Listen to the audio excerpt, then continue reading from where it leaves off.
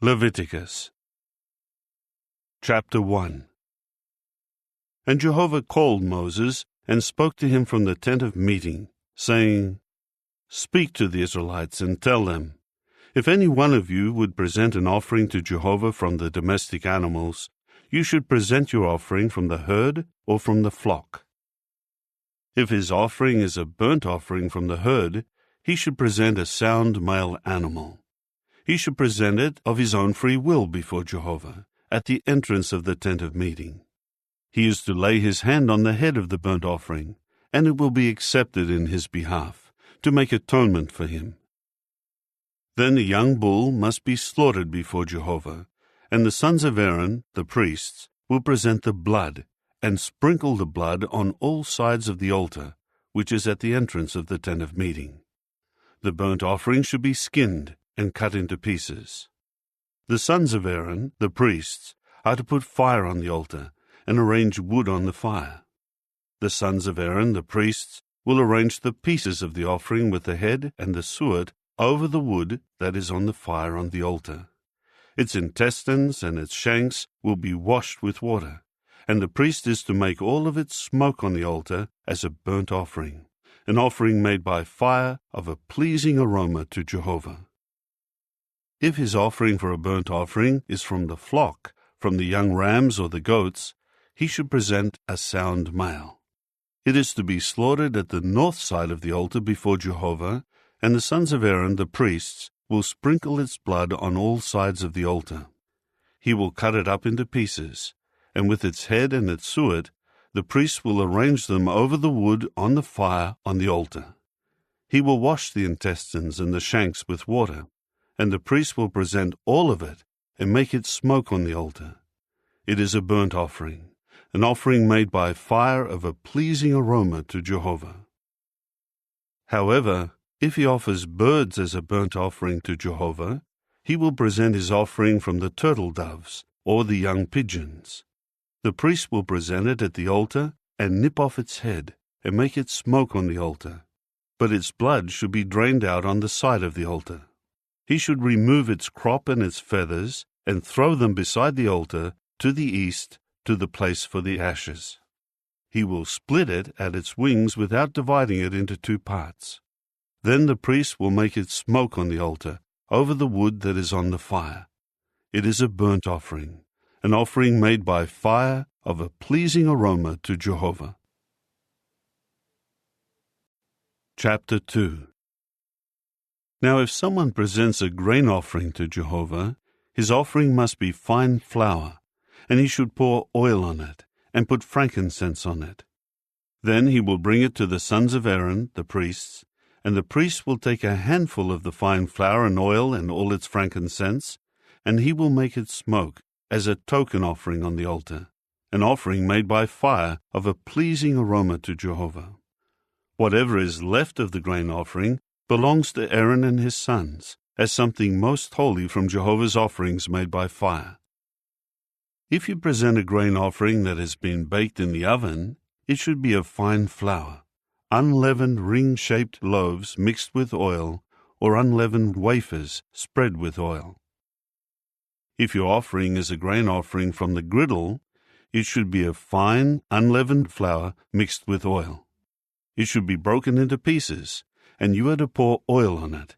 It is a grain offering. If your offering is a grain offering prepared in a pan, it should be made of fine flour with oil. You should bring the grain offering that was made of these to Jehovah, and it will be presented to the priest, who will bring it near to the altar. And the priest will lift off some of the grain offering as a token offering, and make it smoke on the altar as an offering made by fire of a pleasing aroma to Jehovah.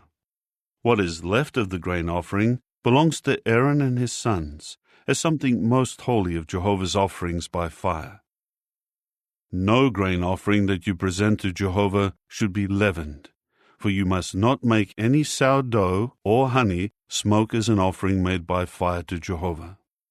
You may present them to Jehovah as an offering of the firstfruits, but they must not be brought to the altar as a pleasing aroma. Every grain offering you make is to be seasoned with salt, and you must not allow the salt of the covenant of your God to be missing from your grain offering. Along with every offering of yours, you will present salt. If you present the grain offering of the first ripe fruits to Jehovah, you should present new grain roasted with fire, coarsely crushed new kernels, as the grain offering of your first ripe fruits. You are to put oil on it and place frankincense on it. It is a grain offering. The priest will make it smoke as a token offering, that is, some of the coarse grain and oil along with all its frankincense, as an offering made by fire to Jehovah. Chapter 3.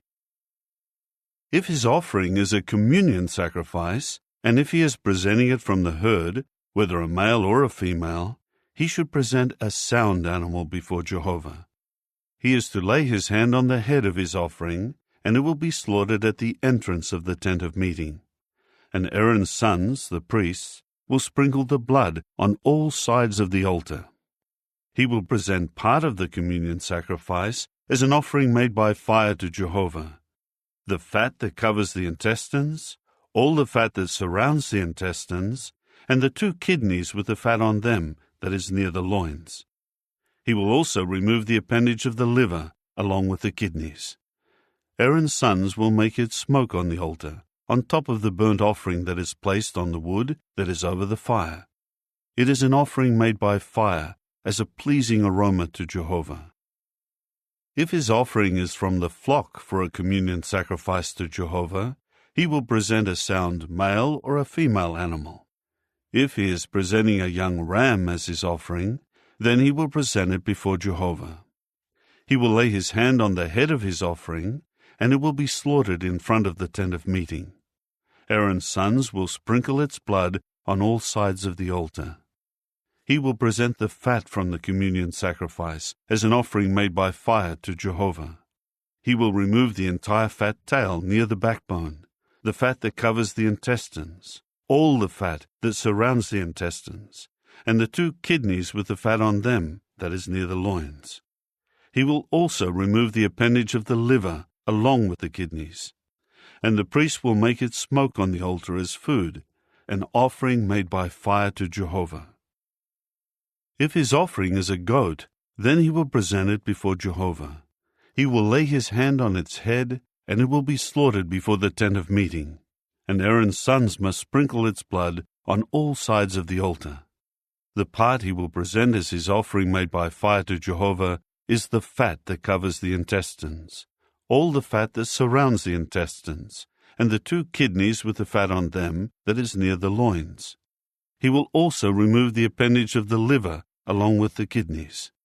The priest will make them smoke on the altar as food, an offering made by fire for a pleasing aroma. All the fat belongs to Jehovah. It is a lasting statute for your generations in all your dwelling places. You must not eat any fat or any blood at all. Chapter 4. Jehovah went on to say to Moses, "Tell the Israelites, if someone sins unintentionally by doing any of the things that Jehovah commanded should not be done, if the anointed priest sins and brings guilt on the people, then he must present a sound young bull to Jehovah as a sin offering for the sin he committed. He will bring the bull to the entrance of the tent of meeting before Jehovah and lay his hand on the bull's head, and he is to slaughter the bull before Jehovah. Then the anointed priest will take some of the bull's blood and bring it into the tent of meeting, and the priest will dip his finger in the blood and spatter some of the blood 7 times before Jehovah in front of the curtain of the holy place. The priest will also put some of the blood on the horns of the altar of perfumed incense, which is before Jehovah in the tent of meeting. And he will pour all the rest of the bull's blood at the base of the altar of burnt offering, which is at the entrance of the tent of meeting. He will then remove all the fat of the bull of the sin offering, including the fat that covers the intestines and the fat that surrounds the intestines, and the 2 kidneys with the fat on them that is near the loins. And he will remove the appendage of the liver along with the kidneys. It will be the same as what is removed from a bull of the communion sacrifice, and the priest will make them smoke on the altar of burnt offering. But as for the skin of the bull, and all its flesh along with its head, its shanks, its intestines, and its dung, all the rest of the bull, he will have it taken to the outskirts of the camp, to a clean place where the ashes are discarded, and he will burn it on wood in the fire. It should be burned where the ashes are discarded. Now, if the entire assembly of Israel has become guilty by committing a sin unintentionally, but the congregation was unaware that they had done something that Jehovah commanded them not to do, and then the sin becomes known, the congregation must present a young bull for a sin offering, and bring it before the tent of meeting. The elders of the assembly will lay their hands on the bull's head before Jehovah, and the bull will be slaughtered before Jehovah. Then the anointed priest will bring some of the bull's blood into the tent of meeting. The priest is to dip his finger into the blood and spatter some of it 7 times before Jehovah in front of the curtain. He will then put some of the blood on the horns of the altar that is before Jehovah, which is in the tent of meeting, and he will pour all the rest of the blood at the base of the altar of burnt offering, which is at the entrance of the tent of meeting. He will remove all its fat and make it smoke on the altar. He is to do to the bull just as he did to the other bull of the sin offering. That is how he will do it, and the priest will make atonement for them, and they will be forgiven. He will have the bull taken to the outskirts of the camp and will burn it, just as he burned the first bull. It is a sin offering for the congregation. When a chieftain unintentionally sins by doing one of all the things that Jehovah his God commands should not be done, and has become guilty, or if he becomes aware of a sin that he has committed against the commandment, then he must bring a sound young male goat as his offering. He will lay his hand on the head of the young goat and slaughter it in the place where the burnt offering is slaughtered before Jehovah. It is a sin offering. The priest will take some of the blood of the sin offering with his finger and put it on the horns of the altar of burnt offering, and he will pour the rest of its blood at the base of the altar of burnt offering. He will make all its fat smoke on the altar, like the fat of the communion sacrifice, and the priest will make atonement for him for his sin, and it will be forgiven him. If any one of the people of the land sins unintentionally, and becomes guilty by doing one of the things that Jehovah commands should not be done, or if he becomes aware of a sin that he has committed, then he should bring a sound young female goat as his offering for the sin he has committed. He will lay his hand on the head of the sin offering and slaughter the sin offering in the same place as the burnt offering. The priest will take some of its blood with his finger and put it on the horns of the altar of burnt offering, and he will pour all the rest of its blood at the base of the altar. He will remove all its fat, just as the fat is removed from the communion sacrifice, and the priest will make it smoke on the altar as a pleasing aroma to Jehovah. And the priest will make atonement for him, and it will be forgiven him. But if he offers a lamb as his sin offering, he should bring a sound female lamb. He will lay his hand on the head of the sin offering and slaughter it as a sin offering in the place where the burnt offering is slaughtered. The priest will take some of the blood of the sin offering with his finger and put it on the horns of the altar of burnt offering, and he will pour all the rest of its blood at the base of the altar. He will remove all its fat the same way that the fat of the young ram of the communion sacrifice is removed, and the priest will make them smoke on the altar, on top of Jehovah's offerings made by fire, and the priest will make atonement for him for the sin that he has committed, and it will be forgiven him. Chapter 5. If someone sins because he has heard a public call to testify, and he is a witness, or has seen or learned about it, and he does not report it, then he will answer for his error. Or when a person touches anything unclean, whether the dead body of an unclean wild animal, an unclean domestic animal, or an unclean swarming creature, he is unclean, and has become guilty, even if he does not realize it.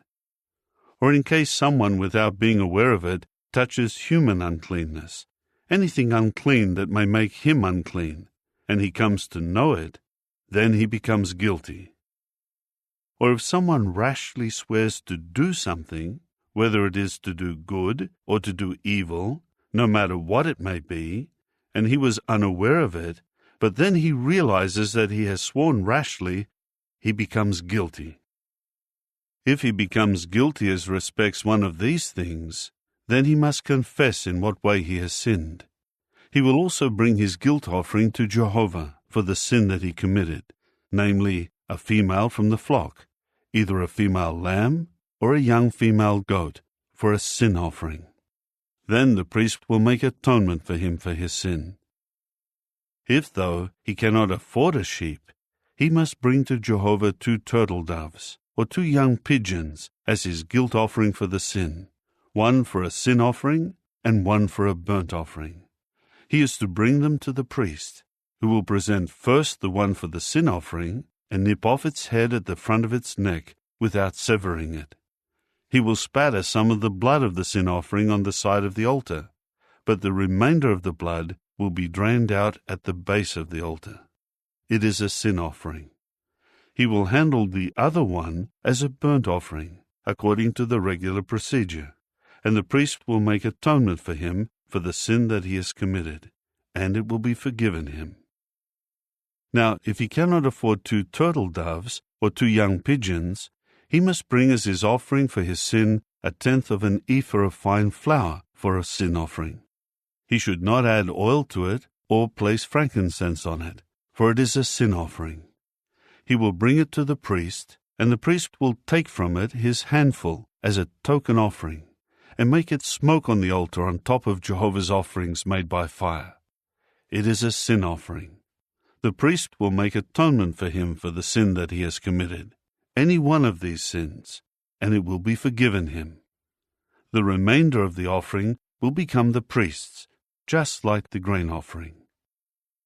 Jehovah continued to speak to Moses, saying, If someone behaves unfaithfully by unintentionally sinning against the holy things of Jehovah, he is to bring to Jehovah a sound ram from the flock as a guilt offering.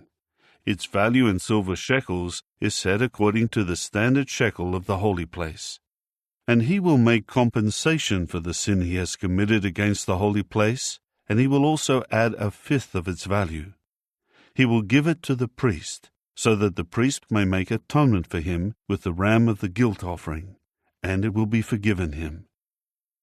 If someone sins by doing any of the things that Jehovah commands should not be done, even if he is not aware of it, he is still guilty and will answer for his error. He should bring to the priest a sound ram from the flock according to the estimated value, for a guilt offering. Then the priest will make atonement for him for the unintentional mistake that he unknowingly committed, and it will be forgiven him. It is a guilt offering. He has certainly become guilty of sinning against Jehovah. Chapter 6. Jehovah went on to say to Moses, If someone sins and behaves unfaithfully toward Jehovah, by deceiving his neighbor in connection with something entrusted to him, or something deposited with him, or he robs or defrauds his neighbor, or he finds something lost and is deceptive about it, and if he swears falsely over any such sin he may commit, this is what he should do. If he has sinned and is guilty, he must return what he stole, what he extorted, what he took by fraud, what was entrusted to him, or the lost thing that he found, or anything about which he swore falsely, and he must make full compensation for it, and he will add to it 1/5 of its value. He will give it to the owner on the day his guilt is proved. And he will bring to the priest, as his guilt offering to Jehovah, a sound ram from the flock according to the assessed value, for a guilt offering.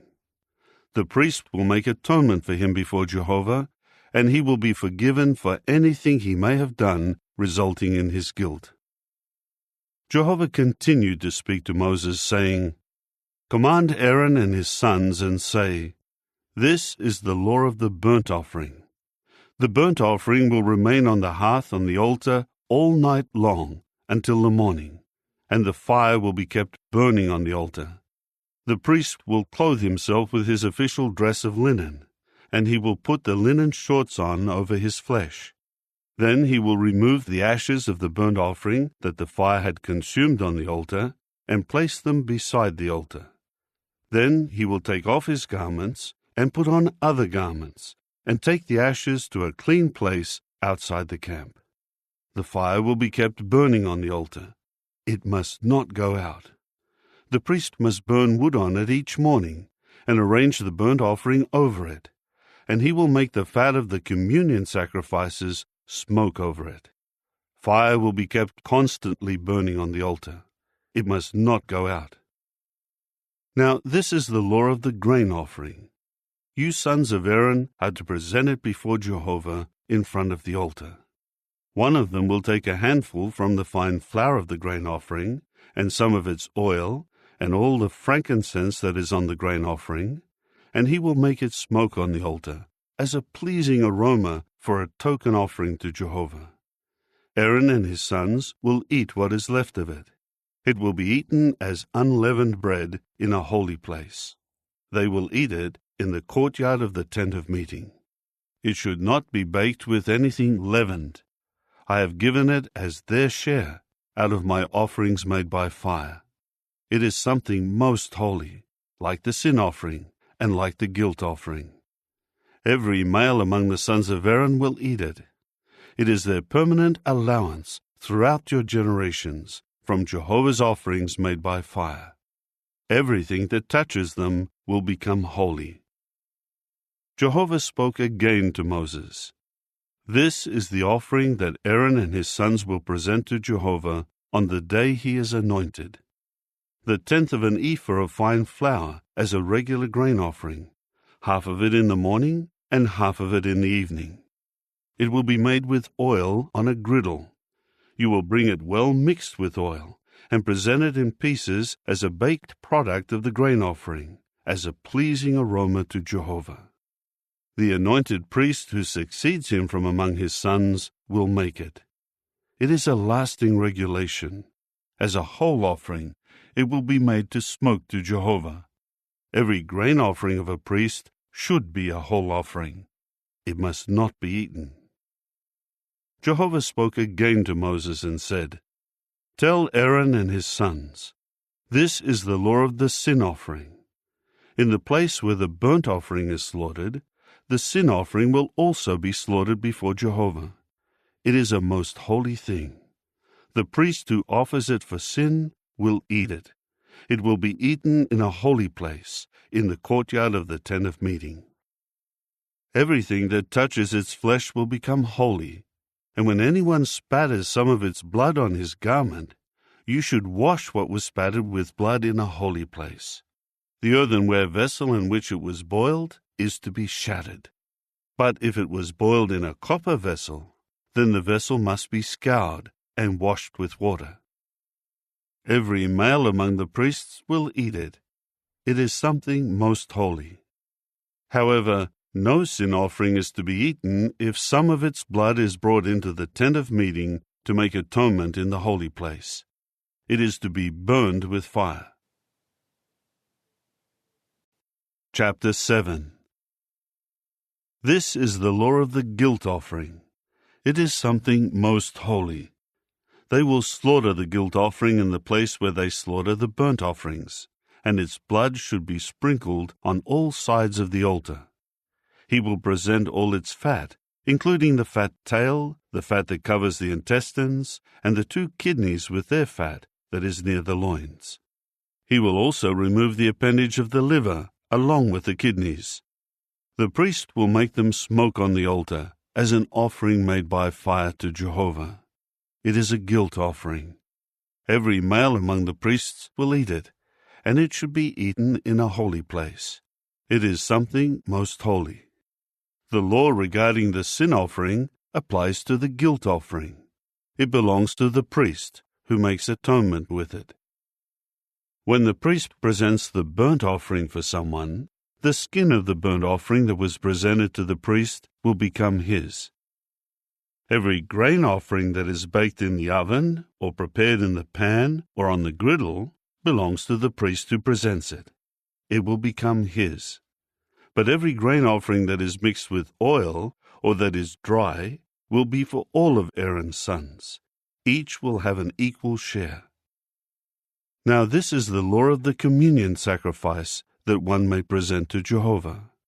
If he presents it as an expression of thanksgiving, he will present along with the thanksgiving sacrifice unleavened ring-shaped loaves mixed with oil, unleavened wafers spread with oil, and ring-shaped loaves made with fine flour, well mixed and blended with oil. He will present his offering along with ring-shaped loaves of leavened bread, and the thanksgiving sacrifice of his communion sacrifices. He is to present from it one of each offering as a sacred portion to Jehovah. It will belong to the priest who sprinkles the blood of the communion sacrifices. The flesh of the thanksgiving sacrifice of his communion sacrifices is to be eaten on the day he offers it. He must not save any of it until morning. If the sacrifice of his offering is a vow or a voluntary offering, it is to be eaten on the day he presents his sacrifice, and what is left of it may also be eaten on the next day. But whatever is left of the flesh of the sacrifice on the third day is to be burned with fire. However, if any of the flesh of his communion sacrifice is eaten on the third day, the one presenting it will not be accepted with approval.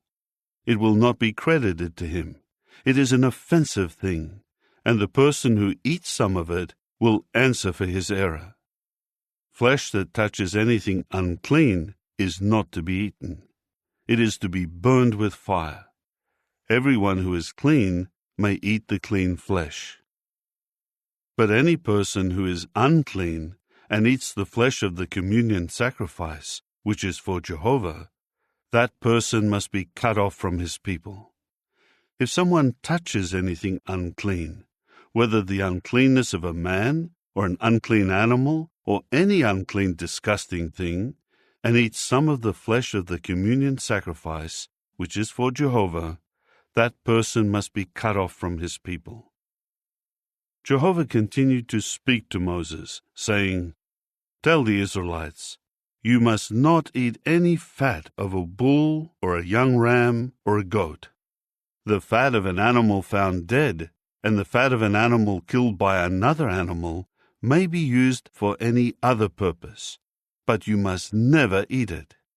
For whoever eats fat from an animal that he presents as an offering made by fire to Jehovah must be cut off from his people. You must not eat any blood in any of your dwelling places, whether that of birds or that of animals. Anyone who eats any blood must be cut off from his people." Jehovah went on to speak to Moses, saying, "Tell the Israelites, whoever presents his communion sacrifice to Jehovah will bring part of the offering from his communion sacrifice to Jehovah. He will bring in his own hands the fat along with the breast as an offering made by fire to Jehovah, and he will wave it back and forth as a wave offering before Jehovah. The priest will make the fat smoke on the altar, but the breast will belong to Aaron and his sons. You will give the right leg as a sacred portion to the priest from your communion sacrifices. The son of Aaron who presents the blood of the communion sacrifices and the fat will have the right leg as his portion. For I take the breast of the wave offering and the leg of the sacred portion from the communion sacrifices of the Israelites, and I give them to Aaron the priest and his sons, as a lasting regulation for the Israelites. This was the portion from Jehovah's offerings made by fire to be set aside for the priests, for Aaron and his sons, on the day he presented them to serve as priests to Jehovah. Jehovah commanded to give them this portion from the Israelites on the day he anointed them. It is a permanent statute for their generations. This is the law concerning the burnt offering, the grain offering, the sin offering, the guilt offering, the installation sacrifice, and the communion sacrifice, just as Jehovah commanded Moses on Mount Sinai, in the day he commanded the Israelites to present their offerings to Jehovah in the wilderness of Sinai. Chapter 8. Jehovah continued to speak to Moses, saying, "Take Aaron and his sons with him, the garments, the anointing oil, the bull of the sin offering, the 2 rams, and the basket of unleavened bread, and make all the assembly gather together at the entrance of the tent of meeting." Then Moses did just as Jehovah had commanded him, and the assembly gathered together at the entrance of the tent of meeting. Moses now said to the assembly, "This is what Jehovah has commanded us to do." So Moses brought Aaron and his sons near, and washed them with water. After that he put the robe on him, wrapped him with the sash, clothed him with the sleeveless coat, and put the ephod on him, and tied it with the woven belt of the ephod, binding it securely on him. Next he placed the breastpiece on him, and put the Urim and the Thummim in the breastpiece. Then he placed the turban on his head, and he put on the front of the turban the shining plate of gold, the holy sign of dedication, just as Jehovah had commanded Moses. Moses then took the anointing oil, and anointed the tabernacle and all that was in it, and sanctified them. After that he spattered some of it 7 times on the altar, and anointed the altar and all its utensils, and the basin and its stand, in order to sanctify them. Finally, he poured some of the anointing oil on Aaron's head, and anointed him, in order to sanctify him. Moses then brought Aaron's sons near, and clothed them with robes, and wrapped them with sashes, and put headgear on them, just as Jehovah had commanded Moses. Then he brought the bull of the sin offering, and Aaron and his sons laid their hands on the head of the bull of the sin offering. Moses slaughtered it, and took the blood with his finger, and put it on the horns of the altar on all sides, and he purified the altar from sin. But the rest of the blood he poured at the base of the altar, in order to sanctify it, to make atonement on it. After that he took all the fat that was on the intestines, the appendage of the liver, and the 2 kidneys and their fat, and Moses made them smoke on the altar. Then he had the rest of the bull, its skin, its flesh, and its dung, burned with fire outside the camp, just as Jehovah had commanded Moses. He now brought the ram of the burnt offering near, and Aaron and his sons laid their hands on the head of the ram. Moses then slaughtered it, and sprinkled the blood on all sides of the altar. He cut the ram into its pieces, and Moses made the head, the pieces, and the suet smoke. He washed the intestines and the shanks with water, and Moses made the entire ram smoke on the altar. It was a burnt offering, as a pleasing aroma. It was an offering made by fire to Jehovah, just as Jehovah had commanded Moses. Then he brought the second ram, the ram of the installation, and Aaron and his sons laid their hands on the ram's head. Moses slaughtered it, and took some of its blood, and put it on Aaron's right earlobe, and on the thumb of his right hand, and on the big toe of his right foot. Next Moses brought Aaron's sons forward, and put some of the blood on their right earlobe, and on the thumb of their right hand, and on the big toe of their right foot. But Moses sprinkled the rest of the blood on all sides of the altar. Then he took the fat tail, all the fat that was on the intestines, the appendage of the liver, the 2 kidneys and their fat, and the right leg. He took out of the basket of unleavened bread that was before Jehovah 1 unleavened ring-shaped loaf, 1 ring-shaped loaf of oiled bread, and 1 wafer. He then placed them on the pieces of fat and the right leg. After that he put all of them on the palms of Aaron and the palms of his sons, and began to wave them back and forth as a wave offering before Jehovah. Then Moses took them from their hands and made them smoke on the altar, on top of the burnt offering. They were an installation sacrifice, as a pleasing aroma. It was an offering made by fire to Jehovah. Moses then took the breast and waved it back and forth as a wave offering before Jehovah. From the installation ram, it became the portion for Moses, just as Jehovah had commanded Moses. And Moses took some of the anointing oil and some of the blood that was on the altar, and spattered it on Aaron and his garments, and on his sons and the garments of his sons who were with him. Thus he sanctified Aaron and his garments, and his sons and their garments. Then Moses said to Aaron and his sons, "Boil the flesh at the entrance of the tent of meeting, and you will eat it there with the bread that is in the installation basket.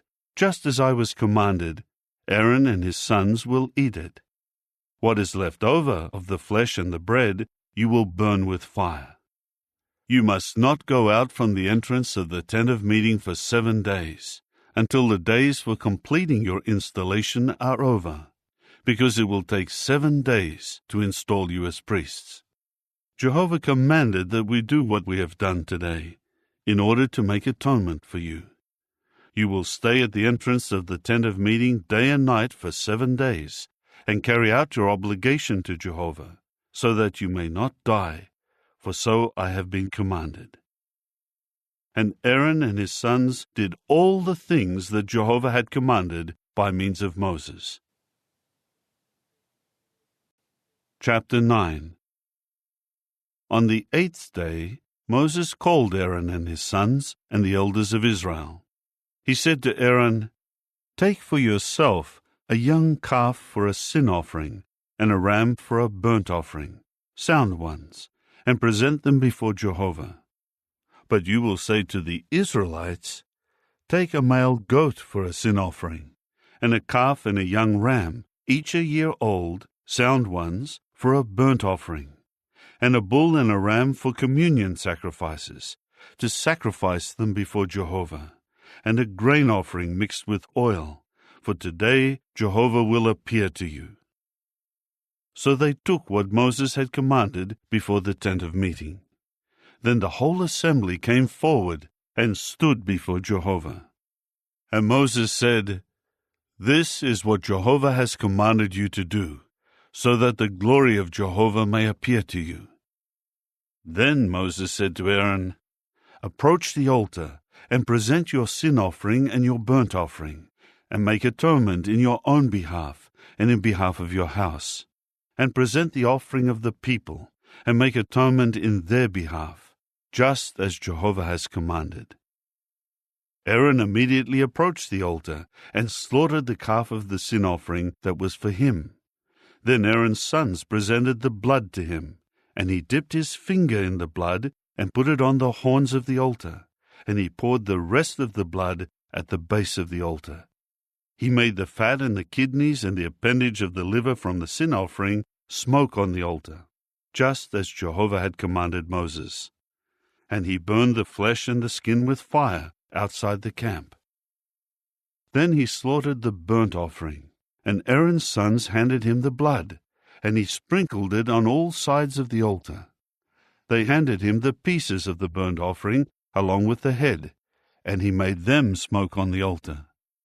Further, he washed the intestines and the shanks, and made them smoke on the burnt offering on the altar. He then presented the offering of the people, and took the goat of the sin offering that was for the people, and slaughtered it, and made a sin offering with it like the first one. And he presented the burnt offering, and handled it according to the regular procedure. He next presented the grain offering, filling his hand with some of it, and making it smoke on the altar, in addition to the burnt offering of the morning. After that, he slaughtered the bull and the ram of the communion sacrifice that was for the people. Then Aaron's sons handed him the blood, and he sprinkled it around on all sides of the altar. As for the pieces of fat of the bull, the fat tail of the ram, the fat covering the internal organs, the kidneys, and the appendage of the liver, they placed all those pieces of fat on the breasts, after which he made the pieces of fat smoke on the altar. But the breasts and the right leg Aaron waved back and forth as a wave offering before Jehovah, just as Moses had commanded. Then Aaron raised his hands toward the people and blessed them, and came down from making the sin offering and the burnt offering and the communion sacrifices. Finally Moses and Aaron went into the tent of meeting and came out and blessed the people. Jehovah's glory now appeared to all the people, and fire came out from Jehovah, and began consuming the burnt offering and the pieces of fat on the altar. When all the people saw it, they started shouting, and they fell with their faces to the ground. Chapter 10. Later, Aaron's sons Nadab and Abihu each took his fire holder and put fire in it, and placed incense on it. Then they began offering before Jehovah unauthorized fire, which he had not commanded them to do. At this a fire came out from before Jehovah and consumed them, so that they died before Jehovah. Then Moses said to Aaron, "This is what Jehovah has said. I will be made holy among those near to me, and I will be glorified before all the people." And Aaron kept silent. So Moses called Mishael and Elzaphan, the sons of Uzziel, Aaron's uncle, and said to them, "Come here, carry your brothers from in front of the holy place to a place outside the camp." So they came forward and carried the men away in their robes to a place outside the camp, just as Moses had told them. Moses then said to Aaron and his other sons, Eleazar and Ithamar, "Do not let your heads go ungroomed, or tear your garments, so that you may not die, and that God may not become indignant against all the assembly. Your brothers of the whole house of Israel will weep over those whom Jehovah has killed by the fire. You must not go out from the entrance of the tent of meeting, or you will die, for Jehovah's anointing oil is upon you." So they did according to Moses' word. Then Jehovah said to Aaron, "Do not drink wine or other alcoholic beverages, you and your sons with you, when you come into the tent of meeting, so that you will not die. It is a permanent statute for your generations. This is to distinguish between the holy thing and the profane, and between the unclean thing and the clean, and to teach the Israelites all the regulations that Jehovah has spoken to them through Moses." Then Moses spoke to Aaron and to Eleazar and Ithamar, his sons who were left, "Take what was left of the grain offering from Jehovah's offerings made by fire, and eat it as unleavened bread near the altar, because it is something most holy.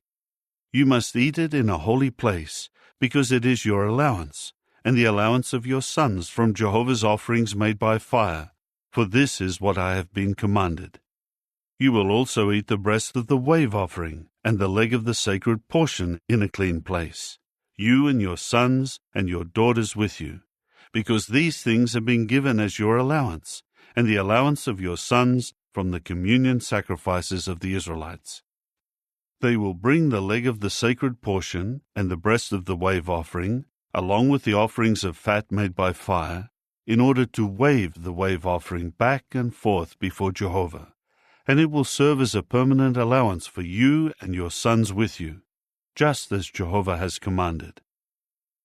And Moses diligently searched for the goat of the sin offering, and he discovered that it had been burned up. So he grew indignant at Eleazar and Ithamar, Aaron's sons who were left, and he said, "Why did you not eat the sin offering in the holy place, since it is something most holy? And he has given it to you so that you may answer for the error of the assembly, and make atonement for them before Jehovah. Look, its blood has not been brought inside the holy place. You certainly should have eaten it in the holy place, just as I was commanded." Aaron replied to Moses, "Look, today they presented their sin offering and their burnt offering before Jehovah, and yet these things happened to me. If I had eaten the sin offering today, would that have been pleasing to Jehovah?" When Moses heard that, he was satisfied. Chapter 11. Then Jehovah said to Moses and Aaron, "Tell the Israelites, these are the living creatures of the earth that you may eat. Every animal that has a split hoof and a cleft in its hooves, and that chews the cud, may be eaten. But you must not eat these animals that chew the cud or have a split hoof: the camel, which chews the cud, but does not have a split hoof. It is unclean for you. Also the rock badger, because it chews the cud, but does not have a split hoof. It is unclean for you. Also the hare, because it chews the cud, but does not have a split hoof. It is unclean for you. Also the pig, because it has a split hoof and a cleft in the hoof, but does not chew the cud. It is unclean for you. You must not eat any of their flesh or touch their dead body. They are unclean for you. This is what you may eat of everything in the waters. Anything in the waters that has fins and scales, whether in the seas or in the rivers, it you may eat. But anything in the seas and in the rivers that has no fins and scales, among all the swarming creatures and of every other living creature that is in the waters, it is a loathsome thing for you. Yes, they should be loathsome to you, and you must not eat any of their flesh, and you must loathe their carcasses. Everything in the waters that has no fins and scales is a loathsome thing to you. These are the flying creatures that you are to loathe. They should not be eaten, for they are loathsome: the eagle, the osprey, the black vulture, the red kite, and every kind of black kite, every kind of raven, the ostrich, the owl, the gull, every kind of falcon, the little owl, the cormorant, the long-eared owl, the swan, the pelican, the vulture, the stork, every kind of heron, the hoopoe, and the bat. Every winged swarming creature that goes on all fours is something loathsome to you. Of the winged swarming creatures that move on all fours, you may eat only those that have jointed legs above their feet for leaping on the ground. Of these you may eat various kinds of migratory locusts, other edible locusts, crickets, and grasshoppers. All other winged swarming creatures with 4 legs are something loathsome to you. By these you would make yourselves unclean.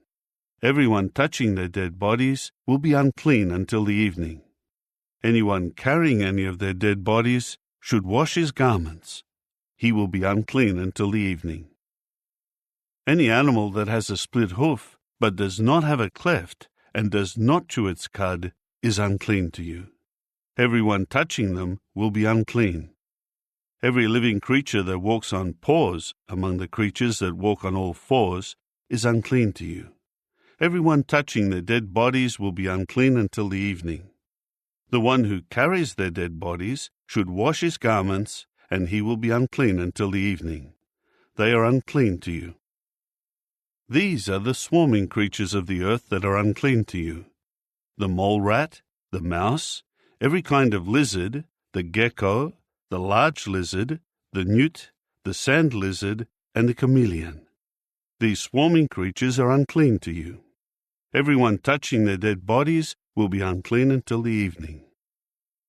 Now anything they fall on when they die will be unclean, whether a wooden utensil, a garment, a skin, or a piece of sackcloth.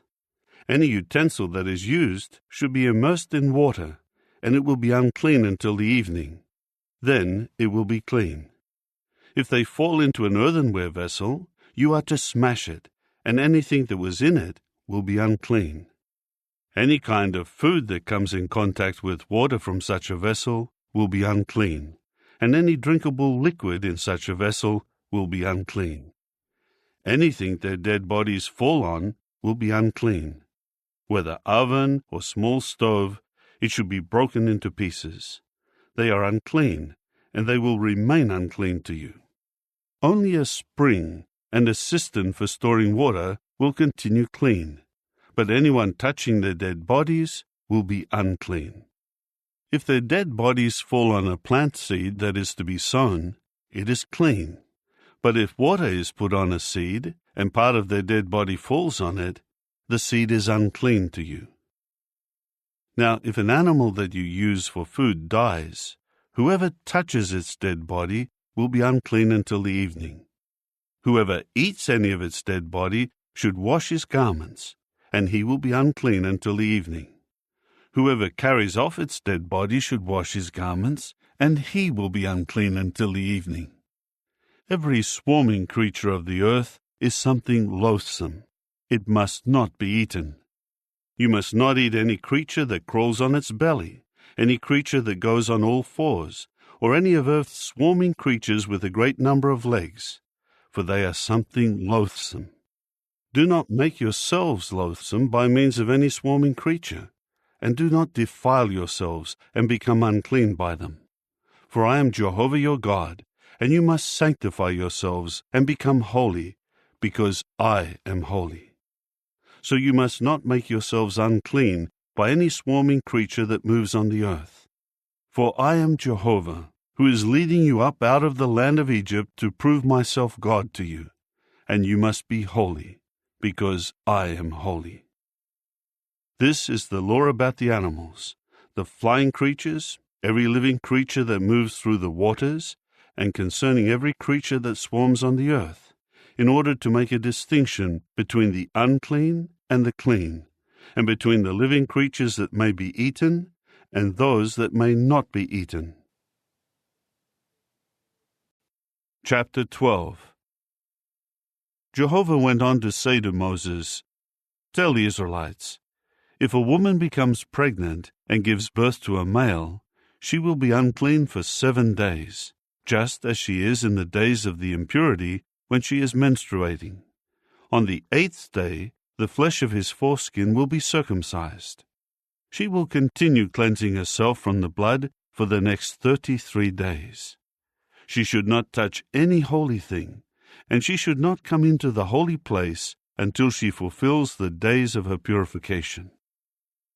If she should give birth to a female, she will then be unclean for 14 days, just as she would be during her menstruation. She will continue cleansing herself from the blood for the next 66 days. When the days of her purification for a son or a daughter are completed, she will bring a young ram in its first year for a burnt offering, and a young pigeon or a turtle dove for a sin offering, to the entrance of the tent of meeting, to the priest. He will present it before Jehovah and make atonement for her, and she will be clean from her flow of blood. This is the law about the woman who gives birth to either a male or a female. But if she cannot afford a sheep, she must then take 2 turtle doves or 2 young pigeons, one for a burnt offering and one for a sin offering, and the priest will make atonement for her, and she will be clean." Chapter 13. Jehovah continued to speak to Moses and Aaron, saying, "If a man develops on his skin a swelling, a scab, or a blotch, and it could become the disease of leprosy on his skin, he must then be brought to Aaron the priest, or to one of his sons the priests. The priest will examine the infection on his skin. When the hair in the infection has turned white, and the appearance of the infection is deeper than the skin, it is the disease of leprosy. The priest will examine it and declare him unclean. But if the blotch on his skin is white, and its appearance is not deeper than the skin, and the hair has not turned white, the priest will then quarantine the infected person for 7 days. The priest will then examine him on the 7th day, and if it appears that the infection has stopped and has not spread on the skin, the priest will quarantine him for another 7 days. The priest should examine him again on the 7th day, and if the infection has faded and has not spread in the skin, the priest will declare him clean. It was only a scab. The man will then wash his garments and be clean. But if the scab has definitely spread on the skin after he appears before the priest to establish his purification, he will then appear again before the priest. The priest will examine it, and if the scab has spread in the skin, the priest will then declare him unclean. It is leprosy. If the disease of leprosy develops in a man, he must then be brought to the priest, and the priest will examine him. If there is a white swelling on the skin, and it has turned the hair white, and there is an open sore in the swelling, it is chronic leprosy on his skin, and the priest will declare him unclean. He should not quarantine him, for he is unclean. Now, if the leprosy breaks out all over the skin, and the leprosy covers the person with the disease from head to foot, as far as the priest can see, and the priest has examined him, and sees that the leprosy has covered all his skin, he will then declare the infected person clean. All of it has turned white, and he is clean. But whenever an open sore appears in it, he will be unclean. When the priest sees the open sore, he will declare him unclean. The open sore is unclean. It is leprosy. But if the open sore again turns white, he will then come to the priest. The priest will examine him, and if the infection has turned white, the priest will then declare the infected person clean. He is clean. If a person develops a boil on his skin, and it heals, but in the place of the boil a white swelling or a reddish-white blotch has developed, he must then show himself to the priest. The priest will examine it, and if it appears to be deeper than the skin, and its hair has turned white, the priest will then declare him unclean. It is the disease of leprosy that has broken out in the boil. But if the priest examines it, and sees that there is no white hair in it, and it is not deeper than the skin, and appears faded, the priest will then quarantine him for 7 days. And if it has clearly spread on the skin, the priest will then declare him unclean. It is a disease. But if the blotch stays in one place and has not spread, it is only the inflammation from the boil, and the priest will declare him clean. Or if someone has a scar from the fire, and the raw flesh of the scar becomes a reddish-white blotch or a white one, the priest will then examine it. If the hair in the blotch has turned white, and it appears to be deeper than the skin, it is leprosy that has broken out in the scar, and the priest will declare him unclean. It is the disease of leprosy. But if the priest examines it and sees that there is no white hair in the blotch, and it is not deeper than the skin, and it is faded, the priest will then quarantine him for 7 days. The priest will examine him on the 7th day, and if it has clearly spread on the skin, the priest will then declare him unclean. It is the disease of leprosy. But if the blotch stays in one place and has not spread over the skin, and it is faded, it is only a swelling of the scar, and the priest will declare him clean, because it is an inflammation of the scar. When a man or a woman develops an infection on the head or on the chin, the priest will then examine the infection. If it appears to be deeper than the skin, and the hair is yellow and thin, the priest will then declare such one unclean. It is an infection of the scalp or the beard. It is leprosy of the head or of the chin. But if the priest sees that the infection does not appear to be deeper than the skin, and there is no black hair in it, the priest should quarantine the infected person for 7 days. The priest will examine the infection on the 7th day, and if the infected area has not spread, and no yellow hair has developed in it, and the appearance of the infected area is not deeper than the skin, the person should have himself shaved, but he will not have the infected area shaved. Then the priest will quarantine the infected person for 7 days. The priest will again examine the infected area on the 7th day, and if the infection of the scalp and beard has not spread on the skin, and it does not appear deeper than the skin, the priest must then declare him clean, and he should wash his garments and be clean. But if the infection clearly spreads on the skin after his purification, the priest will examine him, and if the infection has spread on the skin, the priest does not need to look for yellow hair. That person is unclean. But if the examination shows that the infection has not spread, and black hair has grown on it, the infection has been healed. He is clean, and the priest will declare him clean. If a man or a woman develops blotches on the skin, and the blotches are white, the priest will examine them. If the skin blotches are faded white, it is a harmless rash that has broken out on the skin. That person is clean. If a man loses the hair of his head and becomes bald, he is clean. If he loses the hair on the front of his head and becomes bald there, he is clean. But if a reddish-white sore develops on the bald part of his scalp or on his forehead, it is leprosy breaking out on his scalp or on his forehead. The priest will examine him, and if the swelling from the infection is reddish-white on the bald spot on top of his head or on his forehead, and it looks like leprosy on his skin, he is a leper.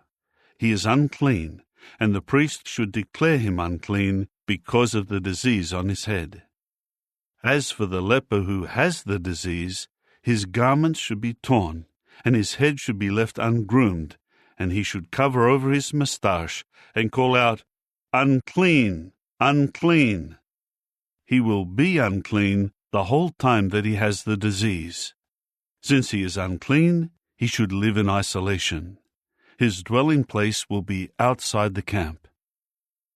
If the disease of leprosy contaminates a garment, whether a woolen or a linen garment, either in the warp or in the woof of the linen or of the wool, or in a skin, or in anything made of skin, and the yellowish-green or reddish stain from the disease contaminates the garment, a skin, the warp, the woof, or any article of skin, it is a contamination from leprosy, and it should be shown to the priest. The priest will examine the disease, and he must quarantine the disease for 7 days. When he examines the disease on the 7th day and sees that it has spread in the garment, in the warp, in the woof, or in the skin, regardless of what the skin is used for, the disease is malignant leprosy, and it is unclean. He should burn the garment, or the warp, or the woof in the wool, or in the linen, or any article of skin in which the disease has developed, for it is malignant leprosy. It should be burned in the fire. But if the priest examines it, and the disease has not spread in the garment, or in the warp, or in the woof, or in any article of skin, the priest will then command that they should wash the contaminated item, and he will quarantine it for another 7 days. The priest will then examine the contaminated item after it has been thoroughly washed. If the appearance of the contamination has not changed, even if the disease has not spread, it is unclean. You should burn it in the fire because it has been eaten away, either from its underside or from its outside. But if the priest has examined it, and the contaminated part is faded after it has been thoroughly washed, he will then tear it out of the garment, or the skin, or the warp, or the woof. However, if it still appears in another part of the garment, or in the warp, or in the woof, or in any article of skin, it is spreading, and you should burn any contaminated item in the fire. But when the contamination disappears from the garment, or the warp, or the woof, or any article of skin that you wash, it should then be washed a second time, and it will be clean. This is the law of the disease of leprosy in a garment, of wool or of linen, or in the warp or in the woof, or in any article of skin, for declaring it clean or unclean. Chapter 14. Jehovah continued to speak to Moses, saying, "This is to be the law of the leper on the day his purification is established, when he is to be brought to the priest. The priest will go outside the camp and examine him.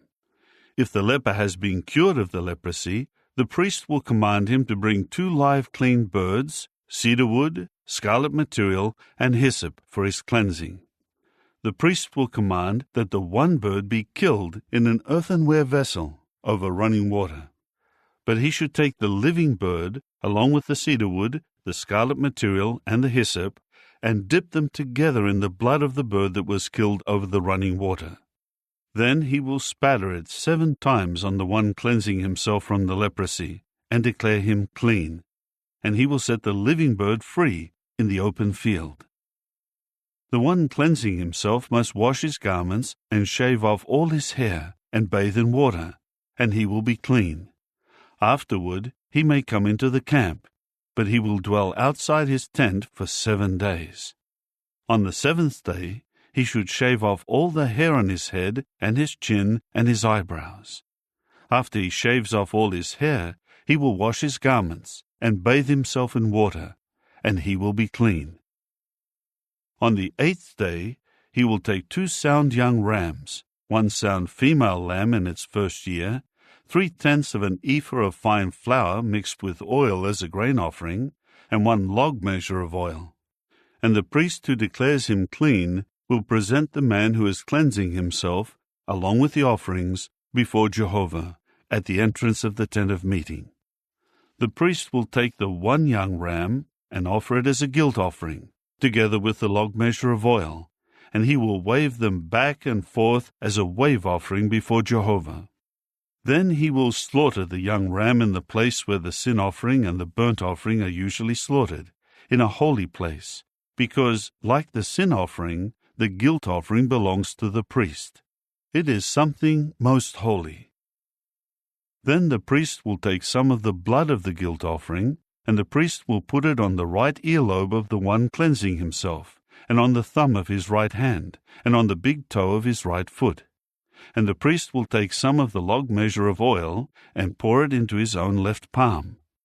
The priest will then dip his right finger into the oil that is in his left palm, and spatter some of the oil with his finger 7 times before Jehovah.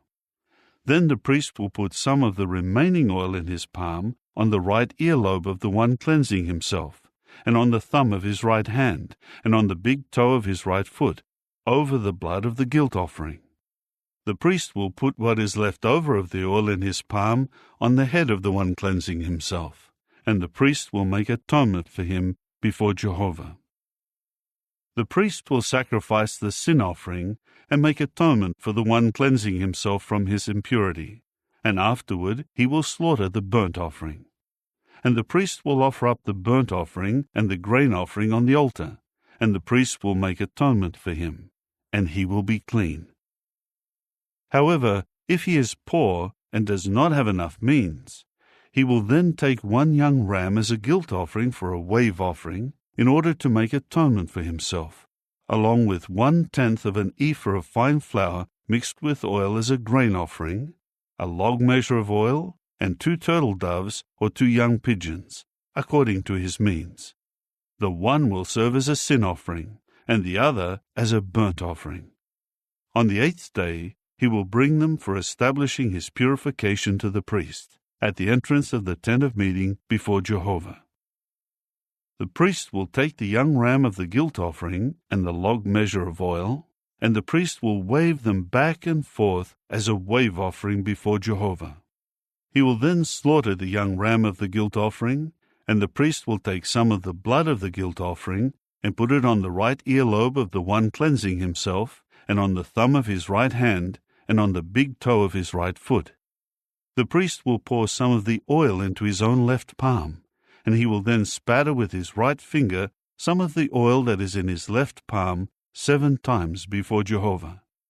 And the priest will put some of the oil that is in his palm on the right earlobe of the one cleansing himself, and on the thumb of his right hand, and on the big toe of his right foot, on the same places that he put the blood of the guilt offering. The priest will then put what is left over of the oil in his palm on the head of the one cleansing himself, in order to make atonement for him before Jehovah.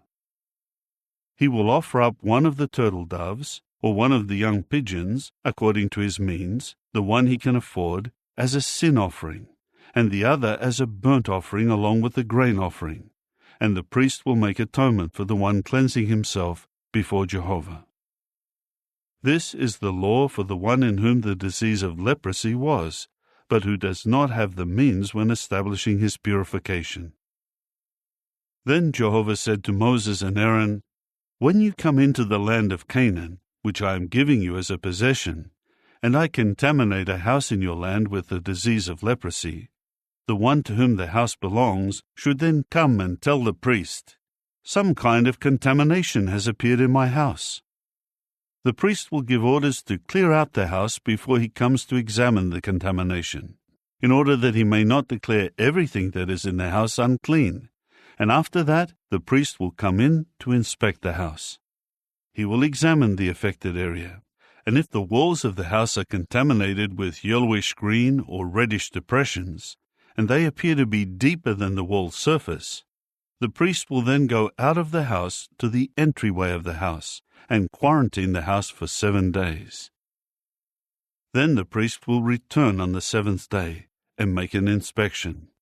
If the contamination has spread in the walls of the house, the priest will then give orders, and the contaminated stones must be torn out and thrown outside the city into an unclean place. Then he is to have the inside of the house thoroughly scraped, and the plaster and mortar that is removed should be discarded outside the city in an unclean place. They will then insert other stones in the place of the stones they removed, and he should use different mortar and have the house plastered. If, though, the contamination returns and breaks out in the house after the stones were torn out and the house was scraped and replastered, the priest will then go in and inspect it. If the contamination has spread in the house, it is malignant leprosy in the house. The house is unclean. He will then have the house pulled down, its stones, its timbers, and all the plaster and mortar of the house, and carried outside the city to an unclean place. But whoever enters the house any of the days it is quarantined will be unclean until the evening. And whoever lies down in the house should wash his garments, and whoever eats in the house should wash his garments. However, if the priest comes and sees that the contamination has not spread in the house after the house was replastered, the priest will then declare the house clean, because the contamination has been healed. In order to purify the house from uncleanness, he will take 2 birds, cedar wood, scarlet material, and hyssop. He is to kill the one bird in an earthenware vessel over running water. Then he will take the cedar wood, the hyssop, the scarlet material, and the live bird, and dip them in the blood of the bird that was killed, and in the running water, and he must spatter it toward the house 7 times. And he will purify the house from uncleanness with the blood of the bird, the running water, the live bird, the cedar wood, the hyssop, and the scarlet material. He will then set the live bird free outside the city in the open field, and make atonement for the house, and it will be clean. This is the law respecting any case of leprosy, infection of the scalp or the beard, leprosy of the garment or the house, and respecting swellings, scabs, and blotches, in order to determine when something is unclean and when something is clean. This is the law about leprosy. Chapter 15. Jehovah continued to speak to Moses and Aaron, saying, "Speak to the Israelites, and tell them, if a man has a discharge from his genital organ, this discharge makes him unclean. He is unclean from the discharge, whether the discharge continues to flow from his genitals or is obstructed. He is still unclean. Any bed that the one with the discharge lies on will be unclean, and anything he sits on will be unclean. A man who touches his bed must wash his garments, and he should bathe in water and be unclean until the evening. Anyone who sits on an article that the one having a discharge sat on should wash his garments, bathe in water, and be unclean until the evening. Whoever touches the flesh of the one having a discharge should wash his garments, bathe in water, and be unclean until the evening. If the one who has a discharge spits on someone clean, that person must wash his garments, bathe in water, and be unclean until the evening. Any saddle that the one with the discharge rides on will be unclean. Anyone touching anything that was under him will be unclean until the evening, and anyone who carries those items will wash his garments, bathe in water, and be unclean until the evening. If the one with the discharge has not washed his hands in water, and he touches someone, that person must then wash his garments, bathe in water, and be unclean until the evening. An earthenware vessel that the one having a discharge touches should be smashed, and any wooden vessel should be washed with water. When the discharge stops, and the person becomes clean from it, he will then count 7 days for his purification, and he must wash his garments, bathe himself in running water, and he will be clean. On the 8th day, he should take 2 turtle doves or 2 young pigeons and come before Jehovah at the entrance of the tent of meeting, and give them to the priest. And the priest will offer them, the one as a sin offering, and the other as a burnt offering. And the priest will make atonement for him before Jehovah concerning his discharge. Now, if a man has an emission of semen, he should bathe his whole body in water, and be unclean until the evening. He must wash with water any garment and any skin with semen on it, and it will be unclean until the evening. When a man lies with a woman and has an emission of semen, they should bathe in water and be unclean until the evening. If a woman has a discharge of blood from her body, she will continue in her menstrual impurity for 7 days. Anyone touching her will be unclean until the evening. Anything she lies down on in her menstrual impurity will be unclean, and everything she sits on will be unclean. Anyone touching her bed should wash his garments, bathe in water, and be unclean until the evening. Anyone touching any article she sat on should wash his garments, bathe in water, and be unclean until the evening. If she sat on the bed or on another article, his touching it will make him unclean until the evening. And if a man lies down with her, and her menstrual impurity comes on him, he will then be unclean for 7 days, and any bed on which he lies down will be unclean. When a woman's discharge of blood flows for many days, when it is not the regular time of her menstruation, or if she should have a flow longer than her usual menstruation, she will be unclean during all the days of her discharge, as in the days of her menstrual impurity. Any bed she lies on during the days of her discharge will become like the bed of her menstrual impurity, and any article she sits on will become unclean, like the uncleanness of her menstrual impurity. Anyone touching them will be unclean, and he must wash his garments, bathe in water, and be unclean until the evening. However, when she is clean from her discharge, she will count for herself 7 days, and afterward she will be clean. On the 8th day, she should take 2 turtle doves or 2 young pigeons, and she will bring them to the priest at the entrance of the tent of meeting. The priest will make the one a sin offering, and the other a burnt offering, and the priest will make atonement for her before Jehovah concerning her unclean discharge. Thus you must keep the Israelites separate from their uncleanness, so that they do not die in their uncleanness by defiling my tabernacle which is in their midst. This is the law about the man having a discharge, the man who is unclean because of an emission of semen, the woman during her menstrual impurity, any male or female who has a discharge flowing from the body, and a man who lies down with an unclean woman. Chapter 16. Jehovah spoke to Moses after the death of Aaron's 2 sons who died for approaching Jehovah. Jehovah said to Moses, "Tell Aaron your brother that he may not come at just any time into the holy place inside the curtain, in front of the cover on the ark, so that he may not die, for I will appear over the cover in a cloud." This is what Aaron should bring when he comes into the holy place: a young bull for a sin offering, and a ram for a burnt offering. He should put on the holy linen robe, and the linen shorts should cover his body, and he should wrap himself with the linen sash, and his head with the linen turban. They are holy garments. He will bathe himself in water and put them on. he should take from the assembly of the Israelites 2 young male goats for a sin offering, and 1 ram for a burnt offering. Aaron must then present the bull of the sin offering, which is for himself, and he will make atonement in behalf of himself and his house. He will then take the 2 goats and make them stand before Jehovah at the entrance of the tent of meeting.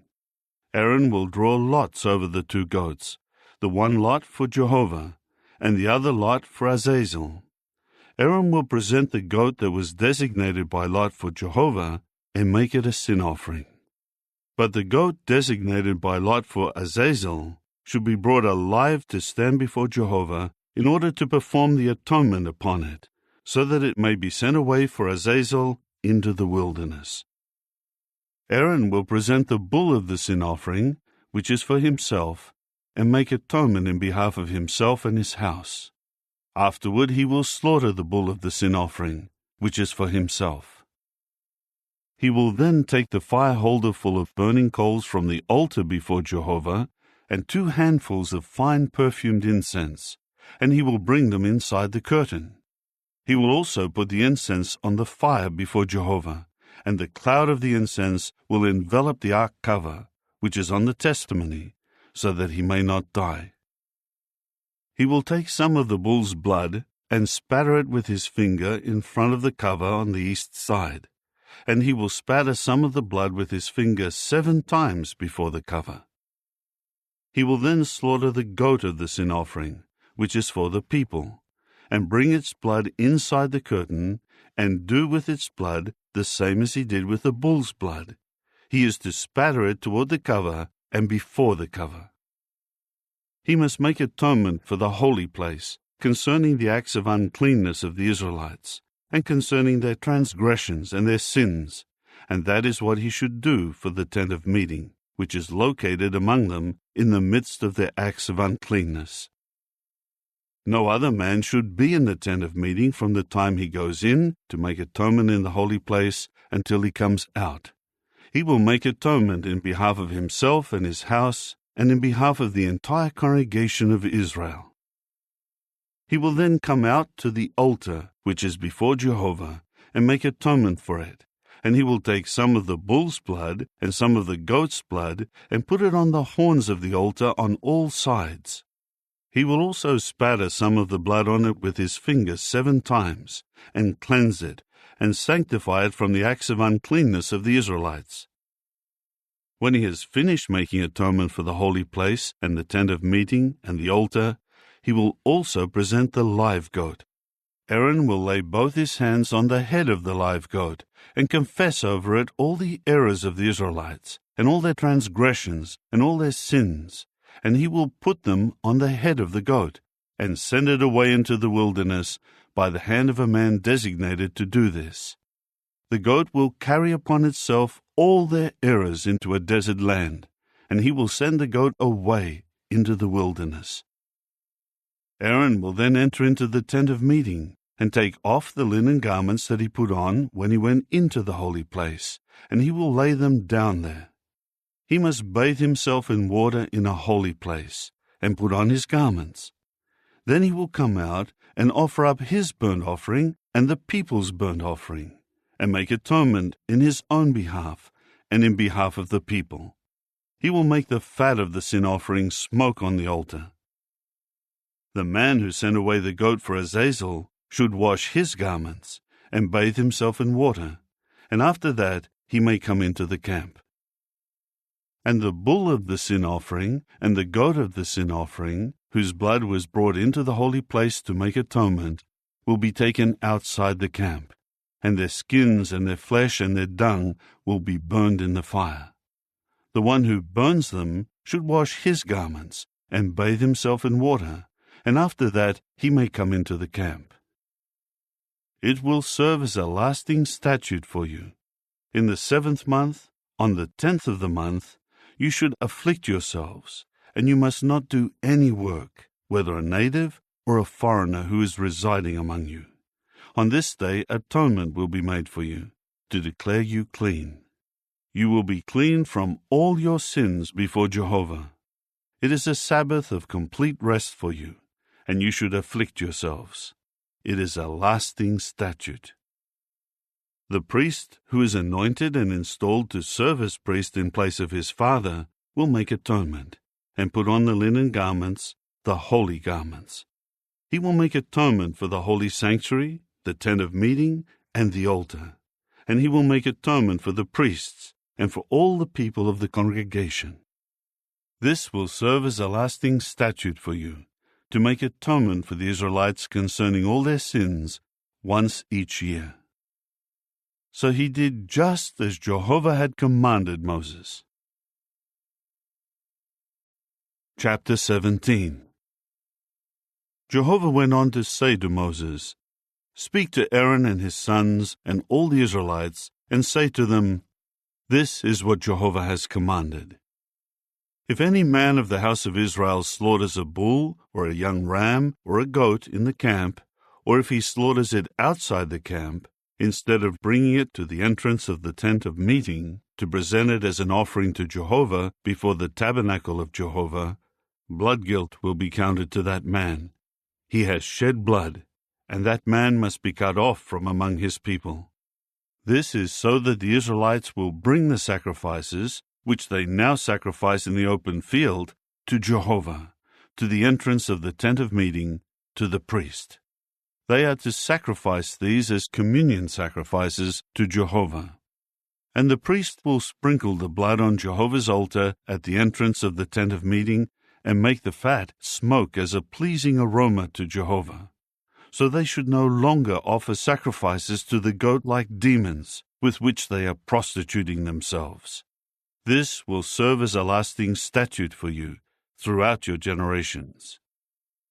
You should say to them, 'Any man of the house of Israel, or any foreigner who is residing in your midst, who offers up a burnt offering or a sacrifice, and does not bring it to the entrance of the tent of meeting to offer it to Jehovah, must be cut off from his people.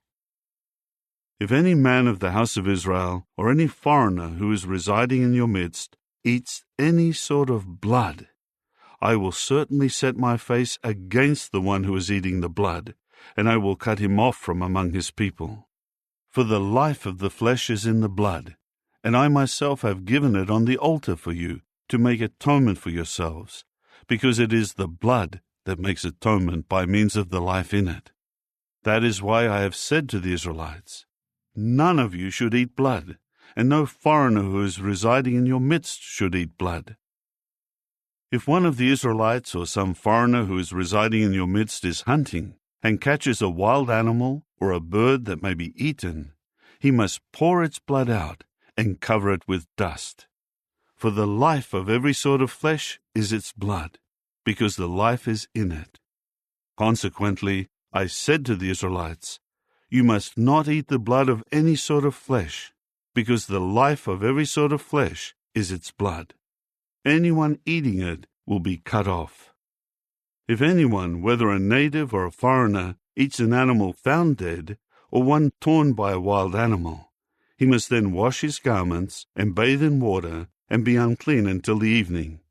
Then he will be clean. But if he does not wash them and does not bathe himself, he will answer for his error. Chapter 18. Jehovah continued to speak to Moses, saying, Speak to the Israelites and say to them, I am Jehovah your God. You must not behave as they do in the land of Egypt, where you were dwelling, and you must not do what they do in the land of Canaan, where I am bringing you. And you must not walk in their statutes. You should carry out my judicial decisions, and you should keep my statutes and walk in them. I am Jehovah your God. You must keep my statutes and my judicial decisions. Anyone who does so will live by means of them. I am Jehovah. No man among you should approach any of his close relatives to have sexual relations. I am Jehovah. You must not have sexual relations with your father, and you must not have sexual relations with your mother. She is your mother, and you must not have sexual relations with her. You must not have sexual relations with your father's wife. It is exposing your father to shame. You must not have sexual relations with your sister, either the daughter of your father or the daughter of your mother, whether she is born in the same household or born outside of it. You must not have sexual relations with the daughter of your son or the daughter of your daughter, because they are your own nakedness. You must not have sexual relations with the daughter of your father's wife, the offspring of your father, because she is your sister. You must not have sexual relations with your father's sister. She is your father's blood relative. You must not have sexual relations with your mother's sister, because she is your mother's blood relative. You must not expose your father's brother to shame by having sexual relations with his wife. She is your aunt. You must not have sexual relations with your daughter-in-law. She is your son's wife, and you must not have relations with her. You must not have sexual relations with your brother's wife, because it is exposing your brother to shame. You must not have sexual relations with a woman and her daughter. You must not take the daughter of her son and the daughter of her daughter in order to have relations. They are her close relatives. It is an obscene act. You must not take a woman in addition to her sister as a rival wife and have sexual relations with her while her sister is alive. You must not approach a woman during her menstrual impurity to have sexual relations with her. You must not have sexual intercourse with the wife of your fellow man, making yourself unclean. You must not allow any of your offspring to be offered to Molech. You must not profane the name of your God in that way. I am Jehovah. You must not lie down with a male in the same way that you lie down with a woman. It is a detestable act. A man must not have sexual intercourse with an animal to become unclean by it, nor should a woman offer herself to an animal to have intercourse with it. It is a violation of what is natural. Do not make yourselves unclean by any of these things, for it is by all these things that the nations that I am driving out from before you have made themselves unclean. Therefore the land is unclean, and I will bring punishment on it for its error, and the land will vomit its inhabitants out. But you yourselves must keep my statutes and my judicial decisions, and you must not do any of these detestable things, whether a native or a foreigner who is residing among you. For all these detestable things were done by the men who lived in the land before you, and now the land is unclean. Then the land will not have to vomit you out for defiling it in the same way that it will vomit out the nations that were before you. If anyone does any of these detestable things, all those doing them must be cut off from among their people. You must keep your obligation to me by not practicing any of the detestable customs that were carried on before you, so that you do not make yourselves unclean by them. I am Jehovah your God. Chapter 19. Jehovah spoke further to Moses, saying, Speak to the entire assembly of the Israelites, and tell them, You should be holy, because I, Jehovah your God, am holy. Each of you should respect his mother and his father, and you should keep my Sabbaths. I am Jehovah your God. Do not turn to worthless gods, or make for yourselves gods of cast metal. I am Jehovah your God. Now, if you offer a communion sacrifice to Jehovah, you should sacrifice it in such a way that you gain approval for yourselves. It should be eaten on the day of your sacrifice and on the next day. But what is left over until the third day should be burned in the fire. If, though, any of it is eaten on the third day, it is an offensive thing that will not be accepted with approval. The one eating it will answer for his error, because he has profaned a holy thing of Jehovah, and that person must be cut off from his people. When you reap the harvest of your land, you must not reap the edge of your field completely, and you must not pick up the gleaning of your harvest.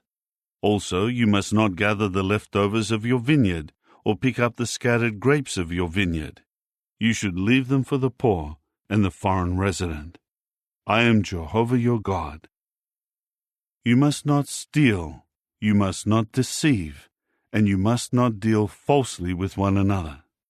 You must not swear to a lie in my name, and thus profane the name of your God. I am Jehovah. You must not defraud your fellow man, and you must not rob. You should not withhold the wages of a hired worker all night until morning. You must not curse a deaf man, or put an obstacle before a blind man, and you must be in fear of your God. I am Jehovah. You must not be unjust in your judgment. You must not show partiality to the poor, or show preference to the rich. With justice you should judge your fellow man. You must not go around spreading slander among your people. You must not stand up against the life of your fellow man. I am Jehovah. You must not hate your brother in your heart. You should by all means reprove your fellow man, so that you will not bear sin along with him. You must not take vengeance, nor hold a grudge against the sons of your people, and you must love your fellow man as yourself. I am Jehovah. You should keep my statutes. You must not interbreed two sorts of your domestic animals. You must not sow your field with two sorts of seed, and you must not wear a garment made with two sorts of thread mixed together. Now if a man lies down with a woman and has intercourse with her, and she is a servant who is designated for another man, but she has not been redeemed or given her freedom, there should be a punishment. However, they should not be put to death, for she was not yet set free. He should bring his guilt offering to Jehovah to the entrance of the tent of meeting, a ram of guilt offering. The priest will make atonement for him with the ram of the guilt offering before Jehovah for the sin that he committed, and he will be forgiven for the sin that he committed. When you come into the land and you plant any tree for food, you must consider its fruitage impure and forbidden. For 3 years it will be forbidden to you. It must not be eaten. But in the 4th year, all its fruit will be holy for rejoicing before Jehovah. Then in the 5th year, you may eat its fruit in order to add its produce to your harvest. I am Jehovah your God. You must eat nothing containing blood. You must not look for omens or practice magic. You must not shave the hair on the side of your head, or disfigure the edges of your beard. You must not make cuts in your flesh for a dead person, and you must not make tattoo markings on yourselves. I am Jehovah. Do not dishonor your daughter by making her a prostitute, so that the land may not commit prostitution and be filled with loose morals.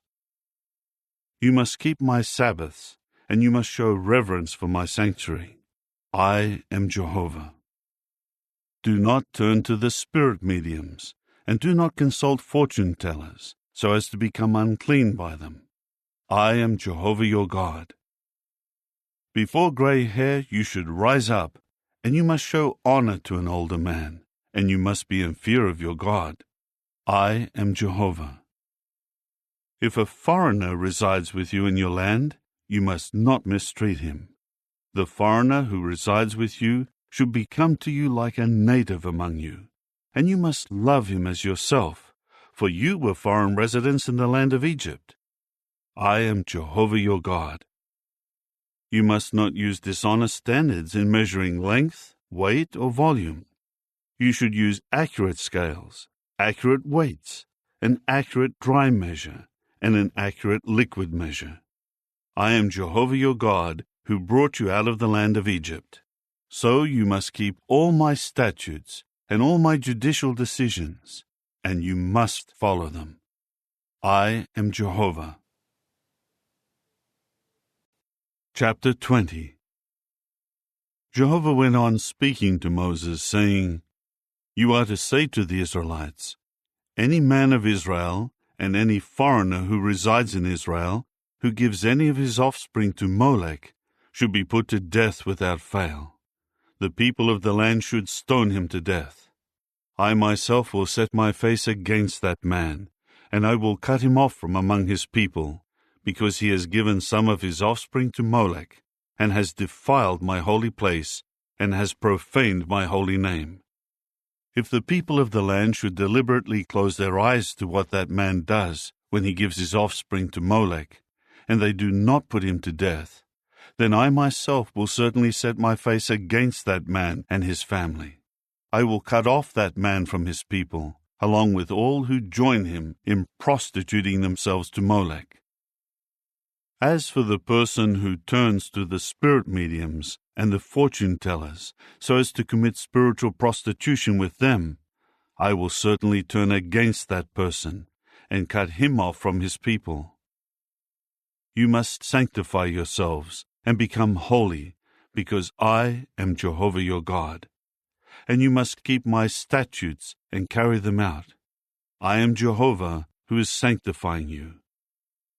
If there is any man who curses his father or his mother, he should be put to death without fail. Since he has cursed his father or his mother, his own blood is upon him. Now regarding a man who commits adultery with another man's wife, the one who commits adultery with the wife of his fellow man should be put to death without fail, the adulterer and the adulteress. A man who lies down with his father's wife has exposed his father to shame. Both of them should be put to death without fail. Their own blood is upon them. If a man lies down with his daughter-in-law, both of them should be put to death without fail. They have violated what is natural. Their own blood is upon them. If a man lies down with a male, the same as one lies down with a woman, both of them have done a detestable thing. They should be put to death without fail. Their own blood is upon them. If a man takes a woman and her mother, it is an obscene act. They should burn him and them in the fire, so that obscene conduct may not continue among you. If a man has intercourse with a beast, he should be put to death without fail, and you should kill the beast. If a woman approaches any beast to have intercourse with it, you must kill the woman and the beast. They should be put to death without fail. Their own blood is upon them. If a man has sexual relations with his sister, the daughter of his father, or the daughter of his mother, and he sees her nakedness, and she sees his nakedness, it is a disgrace. They must be cut off before the eyes of the sons of their people. He has exposed his sister to shame. He should answer for his error. If a man lies down with a menstruating woman and has sexual relations with her, both he and she have exposed their flow of blood. Both of them must be cut off from among their people. You must not have sexual relations with your mother's sister or your father's sister, because that would be exposing a blood relative to shame. They should answer for their error. A man who lies down with his uncle's wife has exposed his uncle to shame. They should answer for their sin. They should die childless. If a man takes his brother's wife, it is something abhorrent. He has exposed his brother to shame. They should become childless. You must keep all my statutes and all my judicial decisions and carry them out, so that the land where I am bringing you to dwell will not vomit you out. You must not walk in the statutes of the nations that I am driving out from before you, for they have done all these things, and I abhor them. That is why I said to you, you will take possession of their land, and I will give it to you as your possession, a land flowing with milk and honey. Jehovah your God I am, who has set you apart from the peoples. You must make a distinction between the clean animal and the unclean, and between the unclean bird and the clean. You must not make yourselves loathsome by means of an animal or a bird or anything that creeps on the ground that I set apart for you to regard as unclean. You must be holy to me, because I, Jehovah, am holy, and I am setting you apart from the peoples to become mine. Any man or woman who acts as a spirit medium or is a fortune teller should be put to death without fail. The people should stone them to death. Their own blood is upon them. Chapter 21. Jehovah went on to say to Moses, "Talk to the priests, Aaron's sons, and say to them, no one should defile himself for a dead person among his people, but he may do so for a close blood relative, for his mother, his father, his son, his daughter, his brother, and he may defile himself for his sister, if she is a virgin who is near to him and has not yet married. He may not defile himself and make himself profane for a woman who belongs to a husband of his people. They should not make their heads bald, or shave off the fringe of their beard, or make cuts on their body. They should be holy to their God, and they should not profane the name of their God, for they are presenting Jehovah's offerings made by fire, the bread of their God, and they must be holy. They should not marry a prostitute, a woman who has been defiled, or a woman divorced from her husband, because the priest is holy to his God. You must sanctify him, because he is one presenting the bread of your God. He should be holy to you, because I, Jehovah, the one sanctifying you, am holy. Now if the daughter of a priest should profane herself by committing prostitution, she is profaning her father. She should be burned in the fire. The high priest of his brothers, on whose head the anointing oil is poured, and who has been installed to wear the priestly garments, should not let his head go ungroomed or tear his garments. He should not approach any dead person. He may not defile himself even for his father or his mother. He should not go out from the sanctuary, and should not profane the sanctuary of his God. For the sign of dedication, the anointing oil of his God, is upon him. I am Jehovah. He must take as a wife a woman who is a virgin. He may not marry a widow, a divorced woman, one who has been defiled, or a prostitute. But he should take a virgin from his people as a wife. He should not profane his offspring among his people, for I am Jehovah, who is sanctifying him. Jehovah continued to speak to Moses, saying, Tell Aaron, no man of your offspring throughout their generations who has a defect may approach to present the bread of his God. If there is any man who has a defect, he may not approach.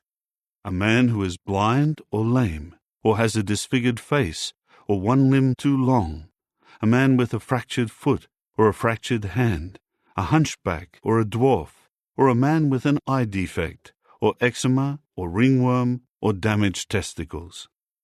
No man of the offspring of Aaron the priest who has a defect may approach to present Jehovah's offerings made by fire.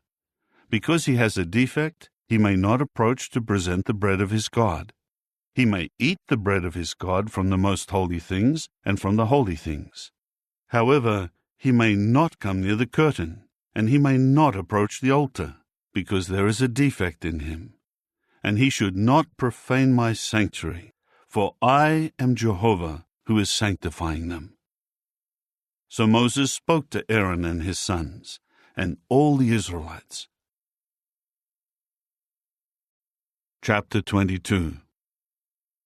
Jehovah spoke further to Moses, saying, Tell Aaron and his sons that they should be careful how they handle the holy things of the Israelites, and not profane my holy name regarding the things they are sanctifying to me. I am Jehovah. Say to them, throughout your generations, any of your offspring who, while he is unclean, comes near to the holy things that the Israelites sanctify to Jehovah, that person will be cut off from before me. I am Jehovah. No man of Aaron's offspring who has leprosy or a discharge may eat of the holy things until he becomes clean. Neither the man who touches someone who became unclean by a dead person, nor a man who has a seminal emission, nor a man who touches an unclean swarming creature, or who touches a man who is unclean for any reason, and who can make him unclean? The person who touches any of these will be unclean until the evening, and may not eat any of the holy things, but he should bathe himself in water. When the sun has set, he will be clean, and afterward he may eat some of the holy things, because it is his food. Also, he should not eat any animal found dead, or anything torn by wild animals, and become unclean by it. I am Jehovah. They must keep their obligation to me, so that they may not incur sin because of it, and have to die for it, because they were profaning it. I am Jehovah, who is sanctifying them. No unauthorized person may eat anything holy. No foreign guest of a priest or hired worker may eat anything holy. But if a priest should purchase someone with his own money, that person may share in eating it. Slaves born in his house may also share in eating his food. If the daughter of a priest should marry someone who is not a priest, she may not eat of the contribution of the holy things. But if the daughter of a priest should become a widow, or is divorced, and she has no offspring, and she returns to her father's house as in her youth, she may eat some of her father's food, but no unauthorized person may eat it. Now if a man eats a holy thing by mistake, he must add a fifth of its value and give the holy offering to the priest. So they should not profane the holy things of the Israelites that they contribute to Jehovah, and cause them to incur punishment for their guilt because of eating their holy things. For I am Jehovah, who is sanctifying them.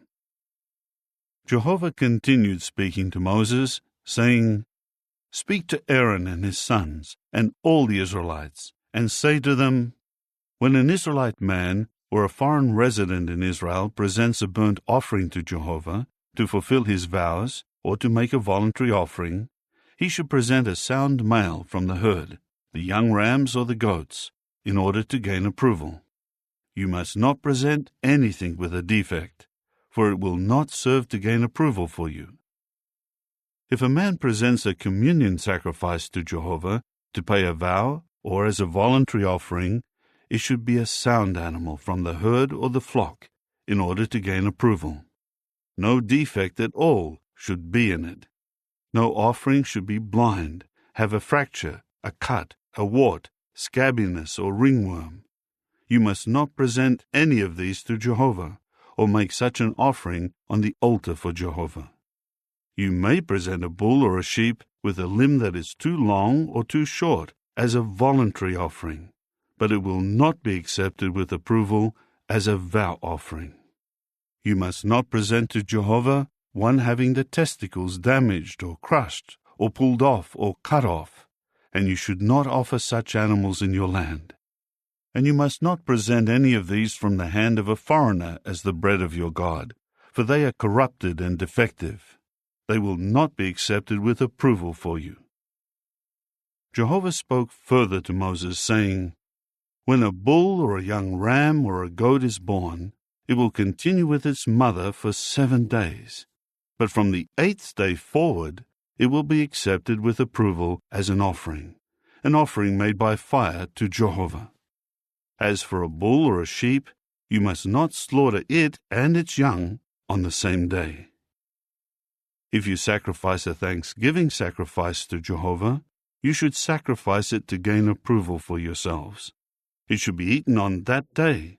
You must not leave any of it until morning. I am Jehovah. You must keep my commandments and carry them out. I am Jehovah. You must not profane my holy name, and I must be sanctified in the midst of the Israelites. I am Jehovah, who is sanctifying you, the one bringing you out of the land of Egypt to prove myself God to you. I am Jehovah. Chapter 23. Jehovah continued speaking to Moses, saying, Speak to the Israelites and tell them, The seasonal festivals of Jehovah that you should proclaim are holy conventions. These are my seasonal festivals. 6 days work may be done, but on the 7th day is a Sabbath of complete rest, a holy convention. You may not do any sort of work. It is to be a Sabbath to Jehovah wherever you dwell. These are the seasonal festivals of Jehovah, holy conventions that you should proclaim at the times appointed for them. In the first month, on the 14th day of the month, at twilight, is the Passover to Jehovah. On the 15th day of this month is the festival of unleavened bread to Jehovah. 7 days you should eat unleavened bread. On the first day you will observe a holy convention. You should not do any hard work, but you are to present an offering made by fire to Jehovah for 7 days. There will be a holy convention on the 7th day. You should not do any hard work. Jehovah continued to speak to Moses, saying, "Speak to the Israelites and tell them, when you eventually come into the land that I am giving you, and you have reaped its harvest, you must bring a sheaf of the firstfruits of your harvest to the priest. And he will wave the sheaf back and forth before Jehovah to gain approval for you. The priest should wave it on the day after the Sabbath. On the day you have the sheaf waved, you must offer a sound young ram in its first year as a burnt offering to Jehovah. Its grain offering will be 2/10 of an ephah of fine flour mixed with oil, as an offering made by fire to Jehovah, a pleasing aroma. Its drink offering will be 1/4 of a hin of wine. You must not eat any bread, roasted grain, or new grain until this day, until you bring the offering of your God. It is a lasting statute for all your generations wherever you dwell. You are to count 7 Sabbaths from the day after the Sabbath, from the day that you bring the sheaf of the wave offering. They should be complete weeks. You will count off 50 days until the day after the 7th Sabbath, and then you should present a new grain offering to Jehovah. You should bring from your dwelling places 2 loaves as a wave offering. These should be made of 2/10 of an ephah of fine flour. They should be baked with leaven, as first ripe fruits to Jehovah. And you should present, along with the loaves, 7 sound male lambs, each a year old, and 1 young bull, and 2 rams. They will serve as a burnt offering to Jehovah, along with the corresponding grain offering and drink offerings, as an offering made by fire of a pleasing aroma to Jehovah. And you must offer 1 young goat as a sin offering, and 2 male lambs, each a year old, as a communion sacrifice. The priest will wave them back and forth, along with the loaves of the first ripe fruits, as a wave offering before Jehovah, together with the 2 male lambs. They should serve as something holy to Jehovah for the priest. On this day you will make a proclamation for a holy convention for yourselves. You may not do any hard work. It is a lasting statute in all your dwelling places for all your generations. When you reap the harvest of your land, you must not reap the edge of your field completely, and you should not pick up what is left from your harvest. You should leave it for the poor and for the foreign resident. I am Jehovah your God. Jehovah went on speaking to Moses, saying, "Tell the Israelites, in the 7th month, on the 1st of the month, you should observe a complete rest, a memorial signaled by a trumpet blast, a holy convention. You may not do any hard work, and you will present an offering made by fire to Jehovah." Jehovah spoke further to Moses, saying, "However, on the 10th of this 7th month is the Day of Atonement. You should observe a holy convention, and you must afflict yourselves and present an offering made by fire to Jehovah. You are not to do any sort of work on this particular day, because it is a day of atonement, to make atonement for you before Jehovah your God. Anyone who will not afflict himself on this day will be cut off from his people. And I will destroy from among his people every person who does any sort of work on this day. You must not do any sort of work. It is a lasting statute for all your generations wherever you dwell. It is a Sabbath of complete rest for you, and you will afflict yourselves on the 9th of the month in the evening. You should observe your Sabbath from evening to evening. Jehovah continued speaking to Moses, saying, "Tell the Israelites, on the 15th day of this 7th month is the festival of booths for 7 days to Jehovah. There is to be a holy convention on the first day, and you should not do any hard work. 7 days you must present an offering made by fire to Jehovah. On the 8th day you should observe a holy convention, and you should present an offering made by fire to Jehovah.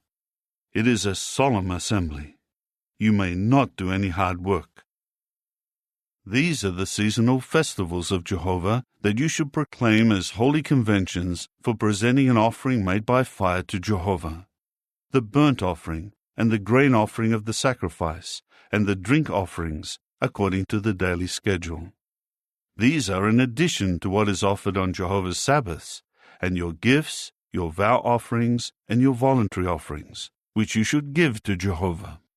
However, on the 15th day of the 7th month, when you have gathered the produce of the land, you should celebrate the festival of Jehovah for 7 days. On the first day is a complete rest, and on the 8th day is a complete rest.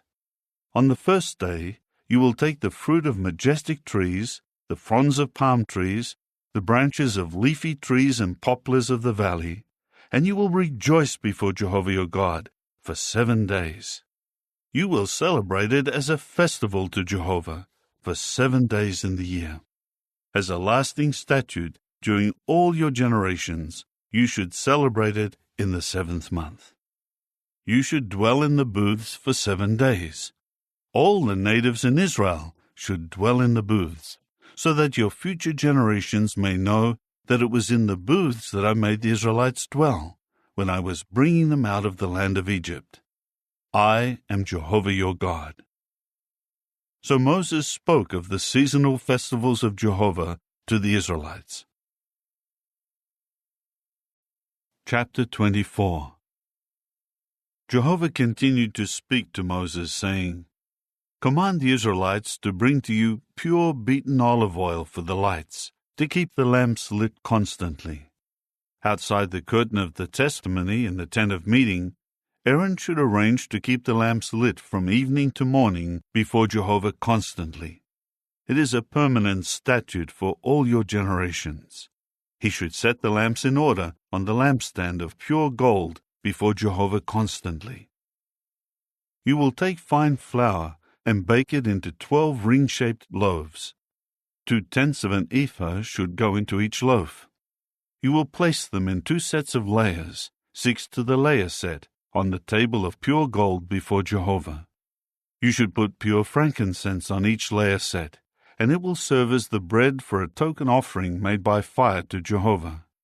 On each Sabbath day he should regularly arrange it before Jehovah. It is a lasting covenant with the Israelites. It will become Aaron's and his sons, and they will eat it in a holy place, because it is something most holy for him from Jehovah's offerings made by fire, as a lasting regulation. Now among the Israelites was a son of an Israelite woman and an Egyptian man, and a fight broke out between him and an Israelite man in the camp. The son of the Israelite woman began to abuse the name and to curse it. So they brought him to Moses. Incidentally, his mother was Shelomith, the daughter of Dibri of the tribe of Dan. They placed him in custody until Jehovah's decision was made clear to them.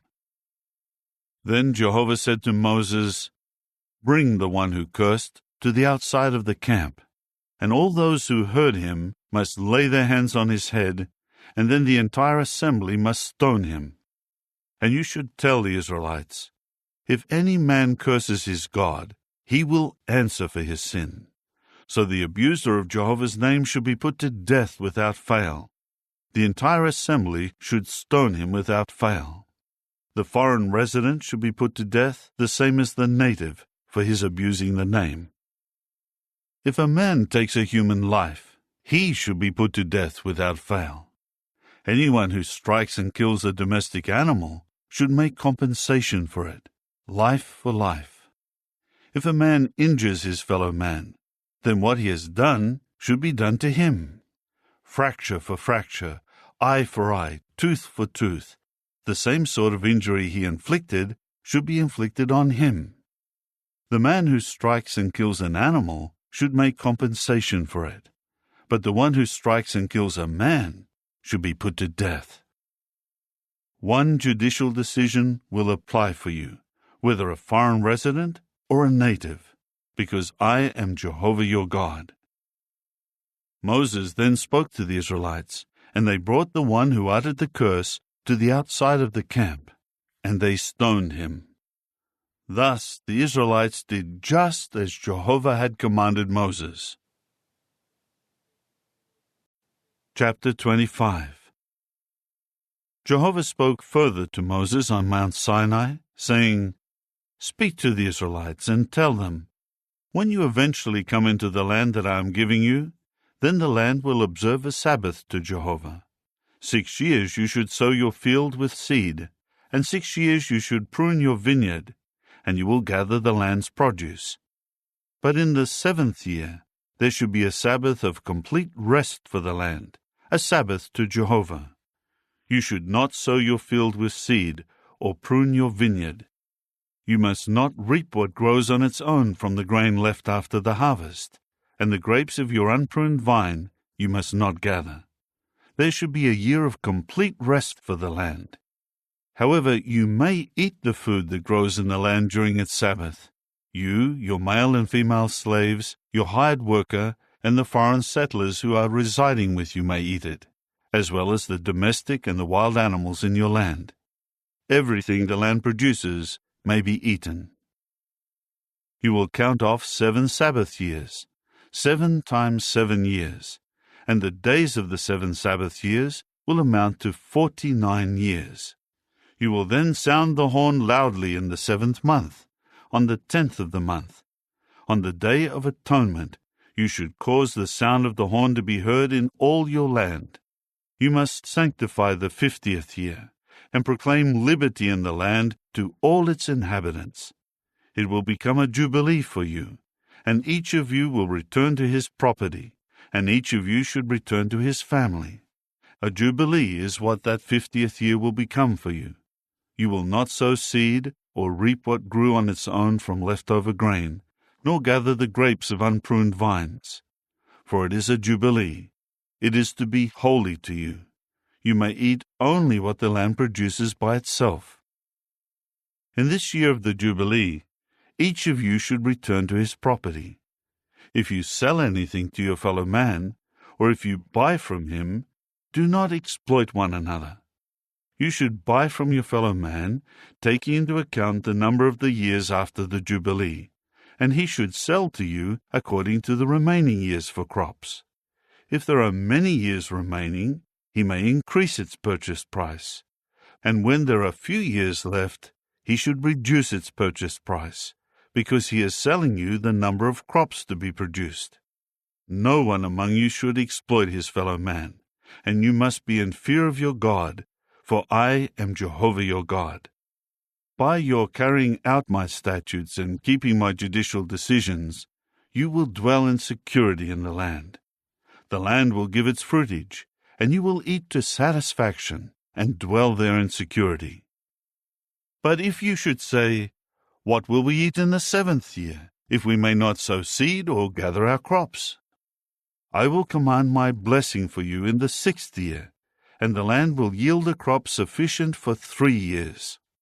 Then you will sow seed in the 8th year, and eat from the old crop until the 9th year. Until its crop arrives, you will eat from the old. The land should not be sold on a permanent basis, because the land is mine. For you are foreign residents and settlers from my standpoint. Throughout the land of your possession, you should grant the right of buying back the land. If your brother becomes poor and has to sell some of his property, a repurchaser who is closely related to him must come and buy back what his brother sold. If anyone has no repurchaser, but he becomes prosperous and finds the means to repurchase it, he should calculate its value for the years since he sold it, and refund the difference to the man whom he sold it to. Then he may return to his property. But if he does not find the means to get it back from him, what he sold will remain with the purchaser until the Jubilee year, and it will revert to him in the Jubilee, and he will return to his property. Now, if a man should sell a home in a walled city, his right of repurchase will also continue until the end of the year from the time of his completing the sale. His right of repurchase will be valid a whole year. But if it is not bought back by the end of one full year, the house within the walled city will become the permanent property of its purchaser throughout his generations. It should not be released in the Jubilee. However, the houses of settlements with no surrounding wall should be considered to be part of the field of the countryside. The right of repurchase should continue for it, and it should be released in the Jubilee. As for the houses of the Levites within their cities, the Levites will have the permanent right to repurchase them. When the property of the Levites is not bought back, the house sold in the city belonging to them will also be released in the Jubilee, because the houses of the cities of the Levites are their property among the Israelites. Moreover, the field of pasture ground surrounding their cities may not be sold, for it is their permanent possession. If your brother who is nearby becomes poor and cannot support himself, you must sustain him as you would a foreign resident and a settler, so that he may keep alive with you. Do not take interest or make a profit from him. You must be in fear of your God, and your brother will keep alive with you. You must not lend him your money on interest or give out your food for profit. I am Jehovah your God, who brought you out of the land of Egypt to give you the land of Canaan, to prove myself your God. If your brother who lives nearby becomes poor and he has to sell himself to you, you must not force him to do slave labor. He should be treated like a hired worker, like a settler. He should serve with you until the Jubilee year. Then he will leave you, he and his children with him, and return to his family. He should return to the property of his forefathers. For they are my slaves, whom I brought out of the land of Egypt. They should not sell themselves the way a slave is sold. You must not treat him cruelly, and you must be in fear of your God. Your male and female slaves are to come from the nations around you. From them you may buy a male or a female slave. Also from the sons of the foreign settlers who are residing with you. From them and from their families that are born to them in your land, you may buy slaves, and they will become your possession. You may pass them on as an inheritance to your sons after you, to inherit as a permanent possession. You may use them as workers, but you must not subject your Israelite brothers to cruel treatment. But if a foreign resident or a settler among you becomes wealthy, and your brother has become poor alongside him, and must sell himself to the foreign resident or the settler who lives among you, or to a member of the family of the foreign resident, he will continue to have the right of repurchase after he has sold himself. One of his brothers may buy him back, or his uncle, or the son of his uncle may buy him back, or any close relative, one of his family, may buy him back. Or if he himself has become wealthy, he may also buy himself back. He should calculate with his purchaser the time from the year he sold himself to him until the Jubilee year, and the money of his sale will correspond to the number of years. His work days during that time will be assessed at the rate of a hired worker. If there are many years remaining, he should pay his repurchase price in proportion to the years that are left. But if only a few years remain until the Jubilee year, he should then calculate for himself and pay his repurchase price in proportion to the years remaining. He should continue to serve him year by year as a hired worker, and you should see to it that he does not treat him cruelly. However, if he cannot buy himself back on these terms, he will then go free in the year of Jubilee, he and his children with him. For the Israelites are my own slaves. They are my slaves whom I brought out of the land of Egypt. I am Jehovah your God. Chapter 26. You must not make worthless gods for yourselves, and you must not set up a carved image or a sacred pillar for yourselves, and you must not put a stone figure in your land in order to bow down toward it, for I am Jehovah your God. You should keep my Sabbaths and show reverence for my sanctuary. I am Jehovah. If you continue walking in my statutes and keeping my commandments, and you carry them out, I will give you showers of rain at their proper time, and the land will yield its produce, and the trees of the field will give their fruit. Your threshing season will extend until your grape harvest, and the grape harvest will extend until the sowing season. And you will eat your bread to satisfaction, and dwell in security in your land. I will put peace in the land, and you will lie down with no one making you afraid. And I will rid the land of vicious wild animals, and a sword of war will not pass through your land. You will certainly pursue your enemies, and they will fall before you by the sword. 5 of you will pursue 100, and 100 of you will pursue 10,000, and your enemies will fall before you by the sword. I will direct my favor to you, and make you fruitful, and multiply you, and I will keep my covenant with you. While you are still eating the old produce of the preceding year, you will need to clear out the old, to make way for the new. And I will place my tabernacle in your midst, and I will not reject you. I will walk among you, and be your God, and you for your part will be my people. I am Jehovah your God, who brought you out of the land of Egypt to be their slaves no longer. And I broke the bars of your yoke, and made you walk with heads held high. However, if you will not listen to me, or keep all these commandments, and if you reject my statutes, and if you abhor my judicial decisions so that you do not keep all my commandments, and you violate my covenant, I, for my part, will do the following to you. I will punish you with distress, with tuberculosis and burning fever, making your eyes fail and your life waste away. You will sow your seed simply for nothing, for your enemies will eat it. I will set my face against you, and you will be defeated by your enemies. And those who hate you will tread on you, and you will flee when no one is pursuing you. If even this does not make you listen to me, I will have to chastise you 7 times as much for your sins. I will break your stubborn pride, and make your heavens like iron, and your earth like copper. You will exhaust your strength for nothing, as your land will not yield its produce, and the trees of the land will not produce fruit.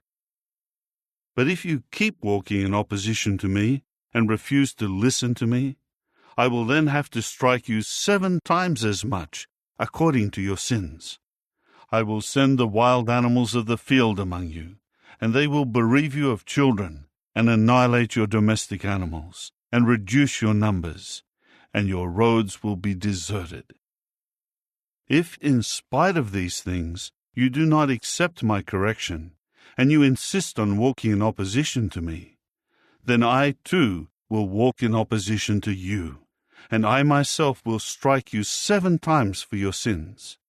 I will bring an avenging sword upon you for breaking the covenant. If you gather yourselves into your cities, I will send disease into your midst, and you will be given into the hand of an enemy. When I destroy your supply of bread, 10 women will be able to bake your bread in only 1 oven, and then ration your bread by weight, and you will eat, but you will not be satisfied. If, in spite of this, you will not listen to me, and you insist on walking in opposition to me, I will intensify my opposition to you, and I myself will have to chastise you 7 times for your sins. So you will have to eat the flesh of your sons, and you will eat the flesh of your daughters. I will annihilate your sacred high places and cut down your incense stands, and pile your carcasses on the carcasses of your disgusting idols, and I will turn away from you in disgust. I will give your cities to the sword, and make your sanctuaries desolate, and I will not smell the pleasing aromas of your sacrifices. I myself will make the land desolate, and your enemies who are dwelling in it will stare in amazement over it. And I will scatter you among the nations, and I will unsheathe the sword after you, and your land will be made desolate, and your cities will be devastated. At that time the land will pay off its Sabbaths all the days it lies desolate, while you are in the land of your enemies. At that time the land will rest, as it must repay its Sabbaths. All the days it lies desolate, it will rest, because it did not rest during your Sabbaths, when you were dwelling on it. As for those who survive, I will fill their hearts with despair in the lands of their enemies, and the sound of a blowing leaf will cause them to flee, and they will flee like someone running from the sword and fall without anyone pursuing them. They will stumble over one another like those running from a sword, though no one is pursuing them. You will not be able to resist your enemies. You will perish among the nations, and the land of your enemies will consume you. Those of you who remain will be left to rot in the lands of your enemies because of your error. Yes, they will rot away because of the errors of their fathers. Then they will confess their own error and the error and unfaithfulness of their fathers, and admit that they behaved unfaithfully by walking in opposition to me. Then I also walked in opposition to them by bringing them into the land of their enemies. Perhaps then their uncircumcised heart will be humbled, and then they will pay off their error. And I will remember my covenant with Jacob, and my covenant with Isaac, and I will remember my covenant with Abraham, and I will remember the land. While the land was abandoned by them, it was paying off its Sabbaths, and lying desolate without them, and they were paying for their error, because they rejected my judicial decisions, and they abhorred my statutes. But despite all of this, while they are in the land of their enemies, I will never completely reject them, nor cast them away to the point of exterminating them, which would violate my covenant with them. For I am Jehovah their God. For their sakes I will remember the covenant with their ancestors, whom I brought out of the land of Egypt under the eyes of the nations, in order to prove myself their God. I am Jehovah. These are the regulations, the judicial decisions, and the laws that Jehovah established between himself and the Israelites on Mount Sinai through Moses. Chapter 27. Jehovah continued to speak to Moses, saying, "Speak to the Israelites, and tell them, if a man makes a special vow to offer the estimated value of a person to Jehovah, the estimated value of a male from 20 to 60 years old will be 50 shekels of silver, by the standard shekel of the holy place.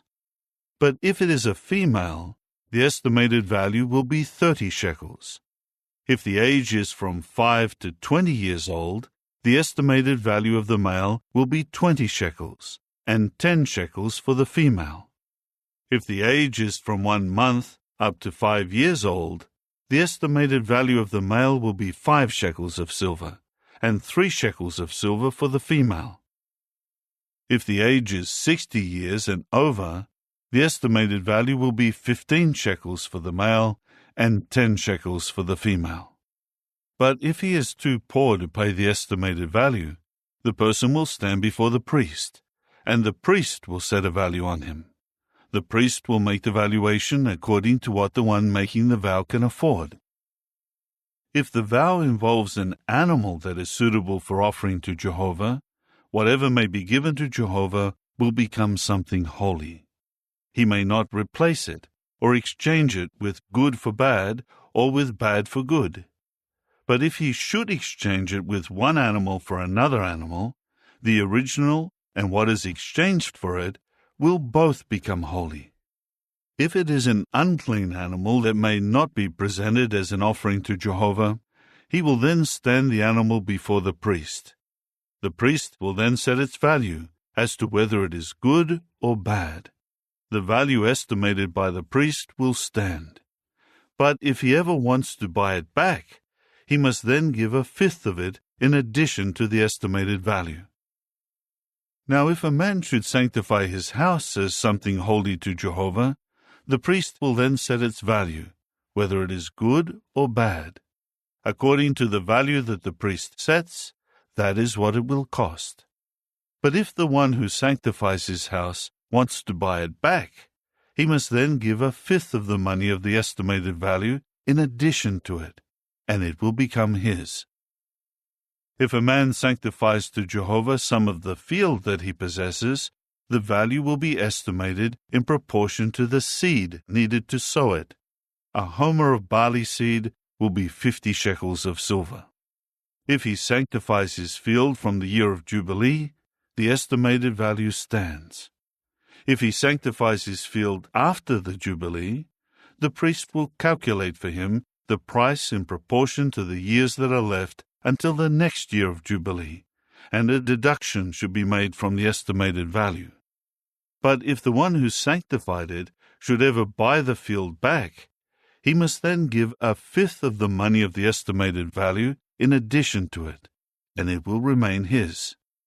Now, if he should not buy the field back, and the field is sold to another man, it may not be bought back again. When the field is released in the Jubilee, it will become something holy to Jehovah, as a field that is devoted to him. It will become the property of the priests. If a man sanctifies to Jehovah a field he purchased that is not part of his hereditary property, the priest will calculate for him the amount of the valuation up until the year of Jubilee, and he will give the estimated value on that day. It is something holy to Jehovah. In the year of Jubilee, the field will return to the one he bought it from, to the one the land belongs to. Every value should be estimated by the standard shekel of the holy place. The shekel should amount to 20 gerahs. However, no one should sanctify the firstborn of the animals, since it is born as the firstborn for Jehovah. Whether bull or sheep, it already belongs to Jehovah. If it is among the unclean animals, and he redeems it according to the estimated value, he should give a fifth of it in addition to it. But if it is not bought back, it will be sold according to the estimated value. But no devoted thing that a man devotes unconditionally to Jehovah from his belongings may be sold or bought back, whether from mankind or animals or the field he possesses. Every devoted thing is something most holy to Jehovah. Furthermore, no condemned person who is set apart for destruction may be redeemed. He should be put to death without fail. Every 10th part of the land, whether from the produce of the field or the fruit of the trees, belongs to Jehovah. It is something holy to Jehovah.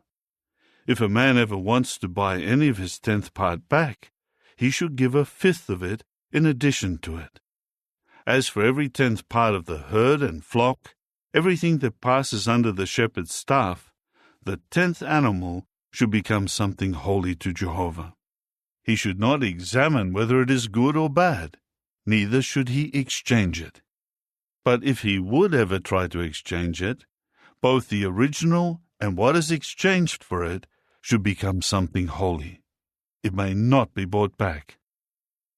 These are the commandments that Jehovah gave to Moses for the Israelites on Mount Sinai.